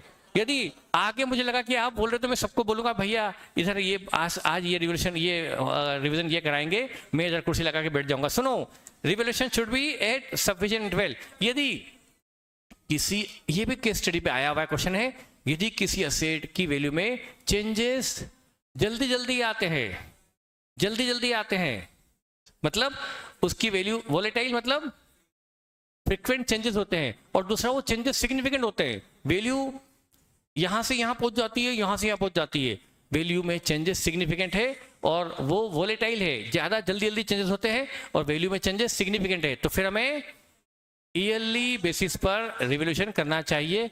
हर ईयर के एंड में एसेट को रिवैल्यू कर लेना चाहिए। लेकिन यदि एसेट की वैल्यू में, मान लो आपकी बिल्डिंग 6 करोड़ की है, उसकी वैल्यू ज़्यादा इंक्रीज डिक्रीज नहीं होती। जो बिल्डिंग जिस एरिया में है वहाँ ज़्यादा फ्लक्चुएट नहीं आते। वो 6 करोड़ से 6 करोड़ 5 लाख, कभी 5 करोड़ 95 लाख, कभी 5 करोड़ 8 लाख, तो फिर मतलब 7-8-10 लाख का वेरिएशन होता है, वो काफ़ी इनसिग्निफिकेंट है। समझ में आया? अरे फिर से बोलना पड़ेगा। बिल्डिंग 6 करोड़ की है, वैल्यू कभी 5-7 लाख से बढ़ गई, 6 करोड़ में 5-7 लाख पाई नहीं रखता, कभी 5-7 लाख से कम होगी, बड़ा चेंज नहीं है, तो फिर आप हर साल रिवैल्यू मत करो। 3 से 5 साल में आप रिवैल्यूएशन करो एक बार, हर साल करनी है। लेकिन दी वैल्यू में चेंजेस, मतलब आपकी कोशिश ये होना चाहिए कि आपकी जो बुक वैल्यू है, जो आपकी पीपी की कैरिंग अमाउंट है, बुक में जो वैल्यू चल रही है, वो उसकी फेयर वैल्यू से ज्यादा फर्क ना हो, ये कोशिश होना चाहिए। रिवैल्यूएशन इस तरह से हो कि आपकी कैरिंग अमाउंट और फेयर वैल्यू में ज्यादा चेंज। यदि आपकी बुक वैल्यू 6 करोड़ है और फेयर वैल्यू 6 करोड़ 7 लाख, तो फिर चलने दो, चलेगा, आप रिवैल्यू मत करो, चलेगा। लेकिन यदि आपकी बुक वैल्यू मतलब कैरिंग अमाउंट 6 करोड़ और फेयर वैल्यू 7 करोड़ है, तो ये डिफरेंस सिग्निफिकेंट है, तो फिर आपको जल्दी रिवैल्यूएशन करना चाहिए, ईयरली बेस पे रिवैल्यूएशन करना चाहिए। Is it clear? तो जब if difference is significant and volatile then revaluation should be annually, but otherwise जब ये difference रिवैल्यूएशन में बहुत बड़ा फर्क नहीं आ रहा है, significant 2-4-5% वैल्यू कम ज्यादा होती है, तो फिर आपको हर साल रिवैल्यू ना करते हुए 3 से 5 साल में रिवैल्यू कर लेना चाहिए। ये किसी केस स्टडी में क्वेश्चन काम आ सकता है कि कब कितने इंटरवल पे रिवैल्यूएशन होना चाहिए। फिर आता है अकाउंटिंग ट्रीटमेंट ऑफ रिवैल्यूएशन। यदि रिवैल्यूएशन प्रॉफिट है तो जाता है कैपिटल रिजर्व में, और रिवैल्यूएशन लॉस है तो जाता है प्रॉफिट एंड लॉस में। यदि मेरी पीपी है, मान लो पीपी है बिल्डिंग की वैल्यू 25 करोड़ से बढ़कर 30 करोड़ हो गई तो मैं एंट्री करूंगा building debit 5 crore to revolution reserve 5 crore. यदि प्रॉफिट हुआ है तो जाता है रिवोल्यूशन रिजर्व में क्रेडिट होता है, और वो प्रॉफिट डिविडेंड के लिए अवेलेबल नहीं होता, वो एक रिस्ट्रिक्टेड प्रॉफिट होता है, वो प्रॉफिट अनरियलाइज है। सिर्फ क्या प्रॉफिट हुआ है, प्रॉफिट अभी जेब में नहीं आया, सिर्फ रिवोल्यूशन है, वो प्रॉफिट रियलाइज नहीं है, वो डिविडेंड के लिए अवेलेबल नहीं है, उससे बोनस शेयर इश्यू नहीं होता, उससे रिडम्पशन ऑफ प्रेफरेंस में सीआर नहीं बनता, उससे बायबैक में सीआर नहीं बन सकता, रिवोल्यूशन रिजर्व किसी काम का नहीं होता, तो वो रिवोल्यूशन रिजर्व बनता है इस एसेट के रिवेशन पे। इन शॉर्ट, यदि रिवेशन प्रॉफिट है तो transfer this profit to revolution reserve, और यदि लॉस है तो ट्रांसफर इस लॉस टू P&L। अब मेथड ऑफ अकाउंटिंग, ये मेथड पर भी आपके मॉडल में क्वेश्चन दिए हैं। रिवोल्यूशन की अकाउंटिंग कैसे होती है, रिवोल्यूशन की अकाउंटिंग में दो चीज होती है, ग्रॉस मेथड और नेट मेथड। अब क्योंकि मेरे पास तो एग्जांपल लिखा हुआ है पर मुझे उसमें सेटिस्फेक्शन नहीं होता कि मैं थ्योरी लिखी हुई दिखा सकता हूं, पर अमाउंट दिखाने में मुझे मतलब ठीक नहीं लगता, तो मैं इसका आपको अलग से बता रहा हूं। देखिए ये बता रहा हूं, एक होता है ग्रॉस मॉडल, एक होता है, एक मैंने क्या बताया, ग्रॉस मेथड और एक नेट मेथड। लेकिन ये नाम है ना, टेक्निकल नेम नहीं है। टेक्निकल नेम क्या है, रीस्टेटमेंट मेथड और एलिमिनेशन मेथड। ये नाम भी मैंने भी अभी याद करे, मुझे भी पता नहीं थे, मैं भी भूल चुका था। ह्यूमन बिंगू, ग्रॉस मेथड और नेट मेथड। इसको अब देखिए, एक असेट है पीपी है जिसकी कॉस्ट है 50 लाख, एक्यूमुलेटेड डेप्रिसिएशन है मान लो 20 लाख, और WDV है 30 लाख। अब इसकी मार्केट वैल्यू जो है ना बेटा 30 की, इसकी मार्केट वैल्यू 45 हो चुकी है। कितनी, 45 हो चुकी है। ठीक बेटा, एक बार एग्जांपल ध्यान से देख लो तो आपको बहुत बेनिफिट रहेगा। तो ये अब असेट की वैल्यू 30 है, वो 45 मतलब 50% से वैल्यू बड़ी है, तो ये असेट पीपी है। अब यहां पर हम यदि रिवोल्यूशन मॉडल से चल रहा है तो क्या करेंगे देखिएगा। अब उसमें दो मेथड है मेरे पास, ग्रॉस और दोनों पर मॉडल में क्वेश्चन दिए हुए हैं। इसको बोलते हैं रीस्टेटमेंट मेथड, इसको। अब देखिए क्या करना है आपको, ध्यान दें। यदि अब ध्यान दें, यदि मैं यूज कर रहा हूं रीस्टेटमेंट मेथड, मतलब फिर से लिखना, रीस्टेट मतलब फिर से लिखना, तो देखिए उस केस में मैं इसकी वैल्यू को, ये हमारी असेट, आपको पता है ये असेट अकाउंट अलग चल रहा है और प्रोविजन फॉर अलग चल रहा है, और ये WDV है, तो ये अकाउंट अलग है और ये अकाउंट अलग है।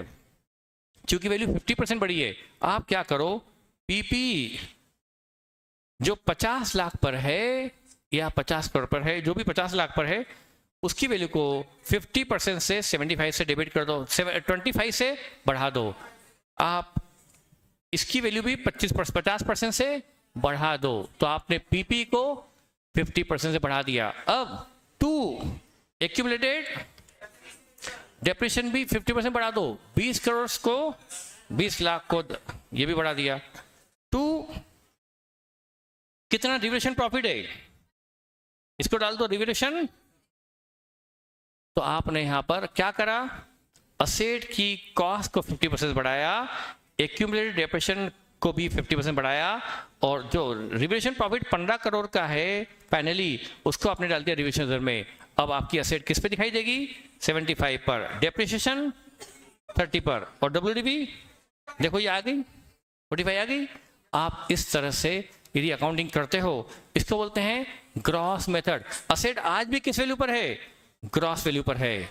ये है नेट वैल्यू, ये है, तो असेट को आज भी किस पे रखा आपने, असेट को आपने, ये है आपकी ओरिजिनल कॉस्ट, ये है ग्रॉस वैल्यू, और ये भी है रिवाइज ग्रॉस वैल्यू। तो आपने असेट को पहले भी ग्रॉस वैल्यू पे थी, आज भी आपने ग्रॉस वैल्यू पे रखा है। आपकी बुक्स में असेट अब 75 पे दिखाई देगी, 50 से बढ़कर 75 पर। ये आपका नया बुक वैल्यू है असेट का, इसको बोलते हैं ग्रॉस मेथड। और इससे ज्यादा समझाना संभव नहीं, क्योंकि ये एक रिवीजन है। दूसरी जो मेथड है ना, उसको बोलते हैं net method, that is called elimination. हटाई दो, एलिमिनेट कर दो, किसको हटा दो, प्रोविजन फॉर, ये अकाउंट चल रहा है। सुनो क्या करते हैं इसमें, ये जो एक्यूमुलेटेड डेप्रिसिएशन ना, इसका बैलेंस क्या चल रहा है, क्रेडिट। आपका असेट अकाउंट अलग चल रहा है कितने पर, आपकी असेट कितने पे चल रही है, 50 पर। प्रोविजन फॉर डेप्रेशन कितने पे चल रहा है, 20 पर, और WDV 30 है। तो आप क्या करो, इस प्रोविजन को यहां से डेबिट करके यहां क्रेडिट कर दो, प्रोविजन को खत्म कर दो। खत्म करने को क्या बोलते हैं, एलिमिनेट करना। अब आपने प्रोविजन फॉर डेप्रेशन को डेबिट करा और असेट में क्रेडिट कर दिया, एंट्री करी provision for depreciation to PP 20 lakh 20 lakh. अब आपका ये अकाउंट खत्म हो गया। अब आपकी असेट की WDV कितनी आ गई, 30 लाख। उसको लाना किस पर है, तो 15 लाख से यहां डेबिट करो और रिवैल्यूएशन रिजर्व में क्रेडिट करो। तो पहली एंट्री तो क्या हुई, provision for depreciation to PP, ये पहली एंट्री हुई।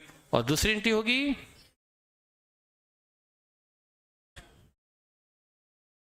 इसको कहा जाता है री एलिमिनेशन मेथड। इसमें हमने किसको हटा दिया, प्रोविजन फॉर डेप्रेशन को हमने असेट अकाउंट में ट्रांसफर कर दिया। तो असेट किस पे आ गई, WDV पे आ गई। प्रोविजन फॉर डेप्रेशन अकाउंट अलग चल रहा था, असेट अकाउंट अलग चल रहा था, हमने प्रोविजन फॉर डेप्रेशन को असेट अकाउंट में मर्ज कर दिया, प्रोविजन अकाउंट को एलिमिनेट कर दिया। तो असेट ये 20 का जो डेप्रेशन बैलेंस चल रहा था, इसको मैं यहां से डेबिट करके यहां क्रेडिट कर दिया, तो असेट 30 लाख पे आ गई। और उस असेट को 30 से किस पे ले आओ, 45 पे ले आओ। तो अब ये वैल्यू आ गई 45। ये क्या है, WDV। अच्छा, ये ग्रॉस वैल्यू है, नेट वैल्यू है।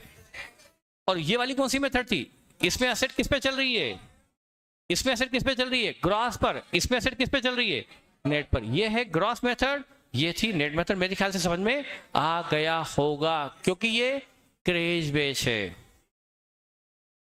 और बताऊं एग्जांपल, समझ में आ गया, ग्रॉस मेथड और नेट मेथड में ये फर्क होता है।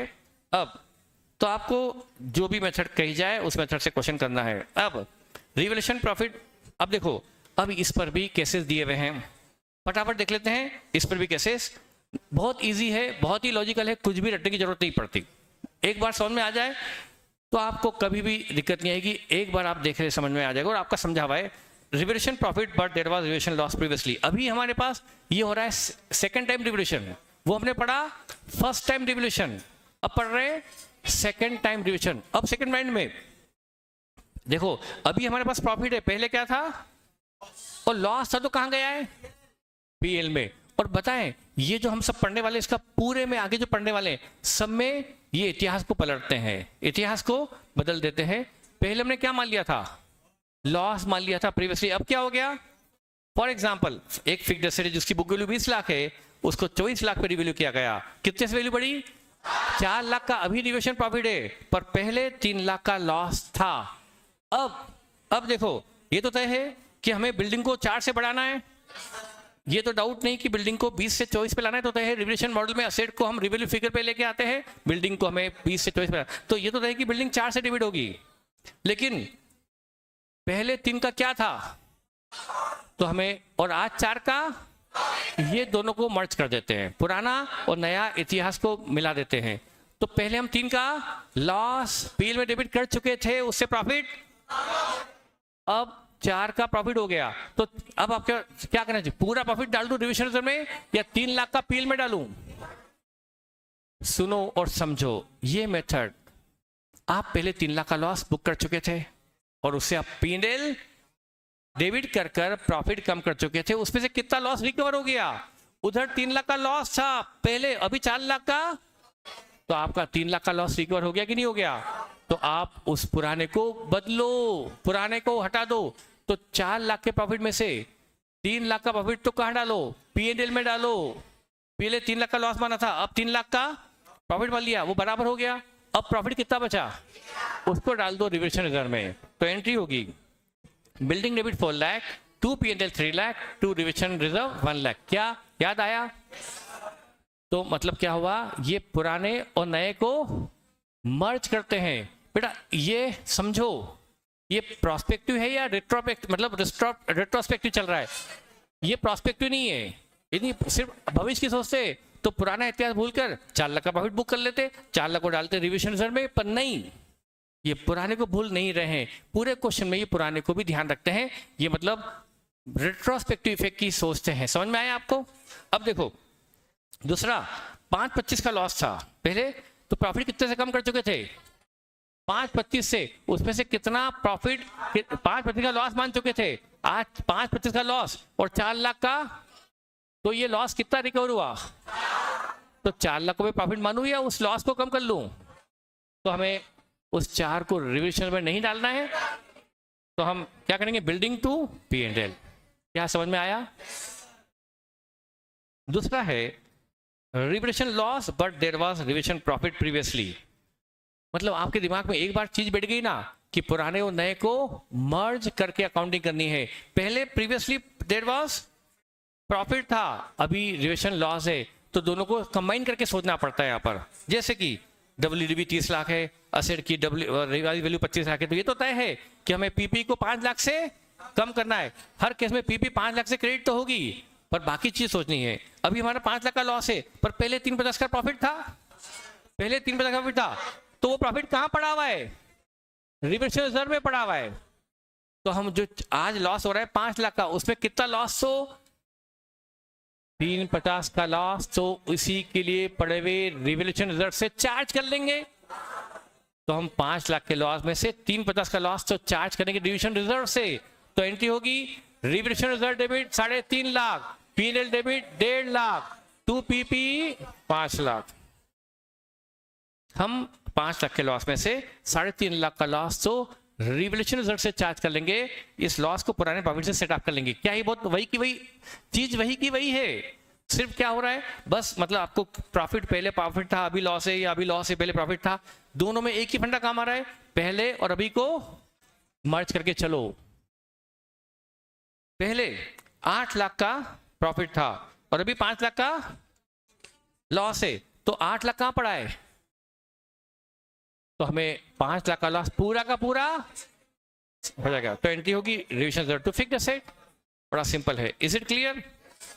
अब नेक्स्ट पॉइंट है ट्रीटमेंट ऑफ रिविजन रिजर्व। अब देखो ये भी बड़ा इंपॉर्टेंट है। अब क्या बोलूं इसमें इंपॉर्टेंट, तो क्या है कि AS10 सबसे ज्यादा लेंदी एस है पूरे सिलेबस का, वो यदि हमने कर लिया तो आपका मतलब सबसे बड़ा एस कवर हो जाएगा।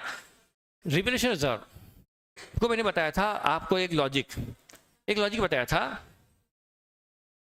देखिए ये हमारी असेट है PP, इसकी वैल्यू हमारी 10 करोड़ है, इसकी वैल्यू हमने 2 करोड़ से बढ़ाई, रिवोल्यूशन रिजर्व डेबिट, यहाँ डेबिट, और रिवोल्यूशन रिजर्व में क्रेडिट 2 करोड़। हमने असेट को 10 करोड़ से 12 करोड़ पे लाया, 2 करोड़ से असेट की वैल्यू को डेबिट किया और रिवोल्यूशन रिजर्व को क्रेडिट कर दिया। ये प्रॉफिट अनरियलाइज है कि रियलाइज? इससे डिविडेंड बांटना अलाउड नहीं, क्योंकि प्रॉफिट जेब में नहीं आया। ठीक है, ये रियलाइज नहीं है। इससे आप CRR नहीं बना सकते क्योंकि ये प्रॉफिट रियलाइज नहीं है। इससे आप बोनस शेयर इश्यू नहीं कर सकते क्योंकि रियलाइज। अब ये असेट आपने बेच दी 12 करोड़ में, असेट बेच दी, असेट का बैलेंस बचा 0। तो बताओ ये प्रॉफिट रियलाइज हो गया कि नहीं हो गया? ये 2 करोड़ भी रियलाइज हो गया। तो जब असेट डिस्पोज हो जाती है तो ये प्रॉफिट क्या हो जाता है? मैं बहुत एक्यूरेटली नहीं बोल सकता हूं, लेकिन आपको समझाने के लिए ये मेरे लिए काफी है। तो ये प्रॉफिट रियलाइज है या अनरियलाइज?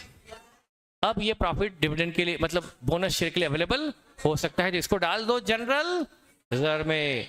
रिवोल्यूशन रिजर्व को भेजना पड़ता है जनरल रिजर्व में क्योंकि ये प्रॉफिट रियलाइज। तो अब ये एक एग्जांपल था, ये वो एक केस था जब हमें रिवोल्यूशन रिजर्व को रियलाइज मानते हुए या जनरल रिजर्व में डाल देना चाहिए। तो अब यहाँ पर कौन कौन से केसेस हैं, कब हमें रिवोल्यूशन रिजर्व को जनरल रिजर्व में ट्रांसफर कर देना चाहिए, ये आपके सामने सिचुएशन लिखी हुई है। तो ये है treatment of revaluation reserve. Whole surplus should be transfer to general reserve. कब ऐसा होगा कि रिवोल्यूशन रिजर्व में जितना पड़ा है पूरा का पूरा डाल दो, PP डिस्पोज ऑफ। अभी समझाया मैंने आपको कि PP बेच दी, तो अब आपका जो पड़ा है रिवोल्यूशन रिजर्व में उसको क्या करो? जनरल रिजर्व में डाल दो। या PP retired from active use and held for sale. PP एक तो बेच दी और दूसरा बेची नहीं पर यूज से बाहर कर दी एंड अब उसको बेचने के लिए रख दिया गया है हेल्ड फॉर। तो उस केस में भी आप, it is similar to sale, it is sale but it is similar to sale. इस केस में भी वो रिवोल्यूशन रिजर्व को कहां डाल देते हैं?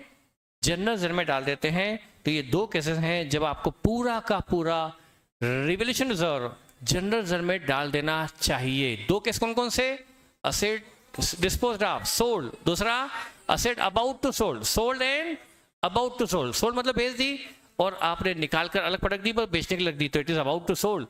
अब यूज में नहीं आ रही, तो फिर अब आपका रिवोल्यूशन रिजर्व डाल दिया जाएगा जनरल रिजर्व में। ये तब जब पूरा का पूरा रिजर्व जाएगा जनरल रिजर्व में। अब दूसरा केस, कब थोड़ा रिवोल्यूशन रिजर्व जाएगा जनरल रिजर्व में, पूरा नहीं थोड़ा। उसमें ऐसा है, आपने एक पीपी है, ये उसका रिवोल्यूशन रिजर्व है। पीपी 10 करोड़ पे थी, आपने 2 करोड़ यहाँ डेबिट कर यहाँ 2 करोड़ क्रेडिट कर दिया, ये आपके पास पड़ा है 2 करोड़ का रिवोल्यूशन रिजर्व। अब आपका डेप्रिसिएशन, डेप्रिसिएशन मान लो आपका लगेगा 10% से कितना? 1.2 करोड़, 1.2 करोड़ लगेगा। अच्छा, आज ये रिवोल्यूशन नहीं होता तो कितना लगता? 1 लगता। 10 करोड़ पर 1 करोड़ ही लगता, पर आपने पीएनएल में 1.2 चार्ज कर दिया। इसमें कितना, इससे आपका नेट प्रॉफिट कम हो गया। कितने से? 20 लाख से कम हो गया। तो अब आप क्या करो, इसको रिइंबर्स कर दो, इसको रिइंबर्स कर दो, क्योंकि ये फर्जीवाड़ा है। मतलब फर्जीवाड़ा तो नहीं बोलूंगा, पर बेवजह आपका प्रॉफिट 20 लाख से कम हो गया है, इससे आपका रेवेन्यू प्रॉफिट कम हो गया। इसको रिइंबर्स करके कहीं और रेवेन्यू प्रॉफिट बढ़ा दो। तो क्या करो, ये जो प्रॉफिट पड़ा है इसमें से 20 लाख डेबिट करो और जनरल रिजर्व में क्रेडिट कर दो। तो आपने प्रॉफिट की कमी को जनरल रिजर्व को बढ़ाकर कॉम्पनसेट कर दिया है। तो आपको क्या करना पड़ता है, पूरा रिवोल्यूशन रिजर्व ट्रांसफर नहीं किया, बल्कि उसका एक छोटा सा हिस्सा आपने रिवोल्यूशन रिजर्व से डेबिट कर जनरल रिजर्व में क्रेडिट किया है। यह है partial transfer of revaluation reserve from revaluation to general reserve. तो जो डिफरेंस, डेप्रिसिएशन जो आपका रिवोल्यूशन नहीं करते तो लगता 1 करोड़, रिवोल्यूशन किया तो लगा 1. जितना एक्स्ट्रा डेप्रिसिएशन लगा है ड्यू टू, और दूसरा लॉजिक जो मैंने आपको बताया कि इधर रेवेन्यू प्रॉफिट कम हुआ 20 लाख से, इधर आपने रेवेन्यू प्रॉफिट बढ़ा दिया, कॉम्पनसेट कर दिया। पर एक और लॉजिक, ये जो 20 लाख का एडिशनल डेप्रिसिएशन है, ये 20 लाख का एक्चुअल डेप्रिसिएशन है क्या? ये किस वजह से लगा है? रीवैल्यूएशन की वजह से। तो इसको चार्ज भी कहां करो, इसको चार्ज एक्चुअल में तो मैं है ना, यदि मेरी चलती, यदि मैं इस बनाने वाला होता तो मैं क्या करता, मैं तो बोलता यहां लगाओ, मैं तो बोलता यहां लगाओ 1 करोड़ और 20 लाख का डेप्रिसिएशन 1 करोड़ तो यहां से चार्ज करो। कहां से? मैं तो कहता 1 करोड़ चार्ज करो पीएल से, और जो एक्स्ट्रा डेप्रिसिएशन लग रहा है ड्यू टू डिविजन उसको चार्ज करो, इसी प्रॉफिट से करो ना। इस प्रॉफिट पे तो लग रहा है ये डेप्रिसिएशन एक्स्ट्रा, ये बढ़ा हुआ डेप्रिसिएशन 20 लाख इसी 2 करोड़ का है, तो फिर उसको चार्ज भी इसी से करो। पर अल्टीमेटली हो वही रहा है। मेरी बात समझ में आई होगी। तो आपको क्या करना है, डेप्रिसिएशन यहां लग गया 1.2 करोड़, उससे 20 लाख से प्रॉफिट कम हो गया, उसको कॉम्पोसेट करने के लिए क्या करो, उस एक्स्ट्रा डेप्रिसिएशन को रिवोल्यूशन रिजर्व से डेबिट कर जनरल रिजर्व में क्रेडिट कर दो। Is it clear? तो ये भी एक ये हमने पढ़ा कब हमें पार्ट ऑफ रिवोल्यूशन रिजर्व को डाल देना चाहिए। तो ये लिखा है sum of the surplus revolution reserve transfer to general reserve, ये वही वाला है। वही मैंने एग्जांपल भी देखो, इतने सालों बाद, मतलब इतने सालों नहीं, तब भी मेरा अमाउंट वो का वही था, मुझे नहीं पता था कि मैंने भी 10 और 12 ही ले रखा है, बाय चांस ऐसा हो गया। ठीक है, ये हो गया ट्रीटमेंट ऑफ रिवोल्यूशन रिजर्व। कब हम पूरा भेज देते हैं जनरल रिजर्व में और कब हम पार्ट करके भेजते हैं जनरल रिजर्व में। क्या लॉजिकली क्लियर है? अब आता है लगभग एंडिंग की तरफ है हम, अब एंडिंग की तरफ है, आ गया डेप्रिसिएशन। आपने इतना पेशेंस रखा है उसके लिए बहुत बहुत धन्यवाद। बस थोड़ा सा और बनाए रखें, थोड़ा सा, और ये मत बोलना कि सर हमको नाश्ता करा दो, चाय दे दो, मेरी बारात में नहीं आए हो, जो आप यहाँ बैठे हो तो कोई मुझ पर एहसान नहीं कर रहे हो। मीनिंग ऑफ डेप्रिसिएशन, और मुझे आप बिल्कुल मेरा टाइम बर्बाद मत करो, मेरे पास टाइम बहुत कम है। Depreciation, meaning of depreciation, depreciation मतलब क्या होता है, asset systematic allocation of systematic allocation of depreciable amount over useful life. और डेप्रिसिएबल अमाउंट आपको पता है कॉस्ट लेस रेसिड्यूल वैल्यू होती है, ये तो आप अपने बचपन से पढ़ते आ रहे हो। वो आता है डेप्रिसिएबल अमाउंट, उसको असेट की जो लाइफ है उस पर अमोर्टाइज करना इन ए सिस्टमेटिक मैनर, उसी को बोलते हैं डेप्रिसिएशन। अब डेप्रिसिएशन की मेथड क्या घटिया पॉइंट है, स्ट्रेट लाइन, डिमिनिशिंग और आउटपुट बेसिस। एक है स्ट्रेट लाइन, एक होती है डिमिनिशिंग। तो preferable if service of PP will remain same on year two year basis.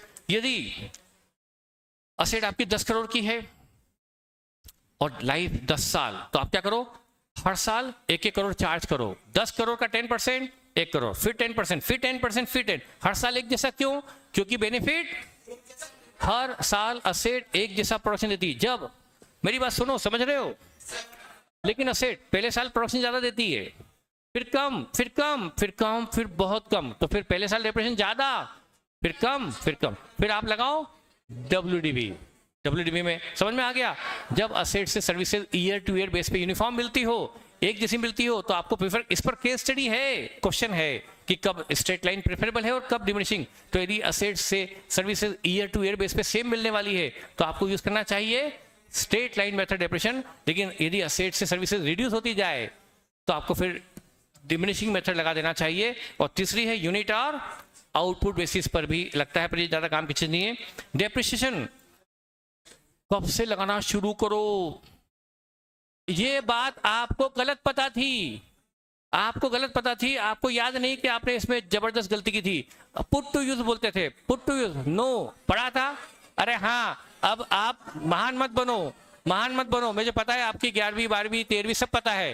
तो आप बोलते थे पुट टू यूज, पर ये पुट टू यूज नहीं है, available for use. Available for use अलग होता है और पुट टू यूज, मान लो आपने मशीन खरीदी अप्रैल में, पर वो रेडी फॉर प्रोडक्शन है जून में, लेकिन आपने एक्चुअल में उसको यूज किया अगस्त में, तो डेप्रिसिएशन कब से स्टार्ट होगा? आप बोलते थे पुट टू यूज जब से मशीन को शुरू किया है यूज करना, पर क्या है, अवेलेबल फॉर, जिस दिन से मशीन पीपी यूज के लिए अवेलेबल है, उपयोग के लायक है, उस दिन से आप डेप्रिसिएशन लगाना शुरू कर दो। ये जो भी बात है सारी प्रैक्टिकल में क्वेश्चन में कहीं ना कहीं कवर हुई है। तो when to start depreciation, asset, इस पर एक क्वेश्चन है आपके मॉड्यूल में, देखना आप, अवेलेबल फॉर यूज डेट्स जो होती है वहां से डेप्रिसिएशन स्टार्ट होता है। और लगाना बंद कब करते हैं, सेसेशन ऑफ डेप्रिसिएशन, डेप्रिसिएशन लगाना कब बंद करें? नंबर वन, मेरी एक कंपनी हूं, मेरी पीपी है, मेरी जो पीपी है फिक्स्ड एसेट्स है वो 60 लाख की है बुक वैल्यू, पर उसकी एस्टिमेटेड रियलाइज वैल्यू 72 लाख है। बुक वैल्यू 60 लाख और आज बेचूं तो 72 लाख मिलेगा, तो क्या मुझे और 60 लाख को डेप्रिसिएट करना चाहिए? डेप्रिसिएशन लगाना बंद कर दो, उसको 60 पे चलने दो। तो क्या बोला है, if its estimated realise value is equal to or exceed its carrying amount, तो आपको डेप्रिसिएशन लगाना बंद कर देना चाहिए। क्या बात लॉजिकल लगी? बुक वैल्यू कितनी, 60 लाख, बेचने पे कितना मिल जाएगा? तो भाई ये तो प्रॉफिट हो रहा है, वैल्यू में कमी कहाँ है? जब कमी नहीं है तो आप कैसे डेप्रिसिएशन लगा सकते हो? डेप्रिसिएशन लगाना बंद कर दो। दूसरा, जब आपने पीपी को डी रिकॉग्नाइज कर दिया हो, मतलब बुक से, जब बुक से हटा दिया, तो ये कितनी बेकार सी बात है कि डेप्रिसिएशन लगाना बंद कर देंगे। तीसरा, मैंने असेट बेची नहीं, पर मैंने उसको यूज से बाहर कर दिया, पर यूज से बाहर करना काफी नहीं है, हेल्ड फॉर सेल भी होना चाहिए। इस पर भी एक क्वेश्चन है, सिर्फ यूज से बाहर काफी नहीं है, हेल्ड फॉर, यूज से बाहर कर दिया, लेकिन आपने सोचो, एक हमारे पास 4 मशीन रखी है, हमने 4 में से एक मशीन रख दी अलग कि अभी नहीं, 1 साल बाद यूज करेंगे, 6 महीने बाद यूज करेंगे, 2 महीने बाद यूज करेंगे, तो फॉर हेल्ड फॉर सेल, तो डेप्रिसिएशन लगाना बंद मत करो। सुना समझा? नहीं सर समझ में नहीं आया। 4 मशीनें, एक मशीन उठाकर अलग पटक दी कि भाई इसको 6 महीने बाद यूज करेंगे, तो ये हो गई, हमने इसको एक्टिव से बाहर कर दिया, तो क्या डेप्रिसिएशन लगाना बंद कर दूं? नहीं, लगाते रहो। लेकिन यदि मैंने सोच लिया कि भाई बाहर कर दी है, अब इसको बेचना है, ग्राहक आते निकाल देना है, तो फिर वो हेल्ड फॉर सेल है, फिर अब डेप्रिसिएशन लगाना बंद कर दो। और PP dispose of sale well तो है ही सही। अब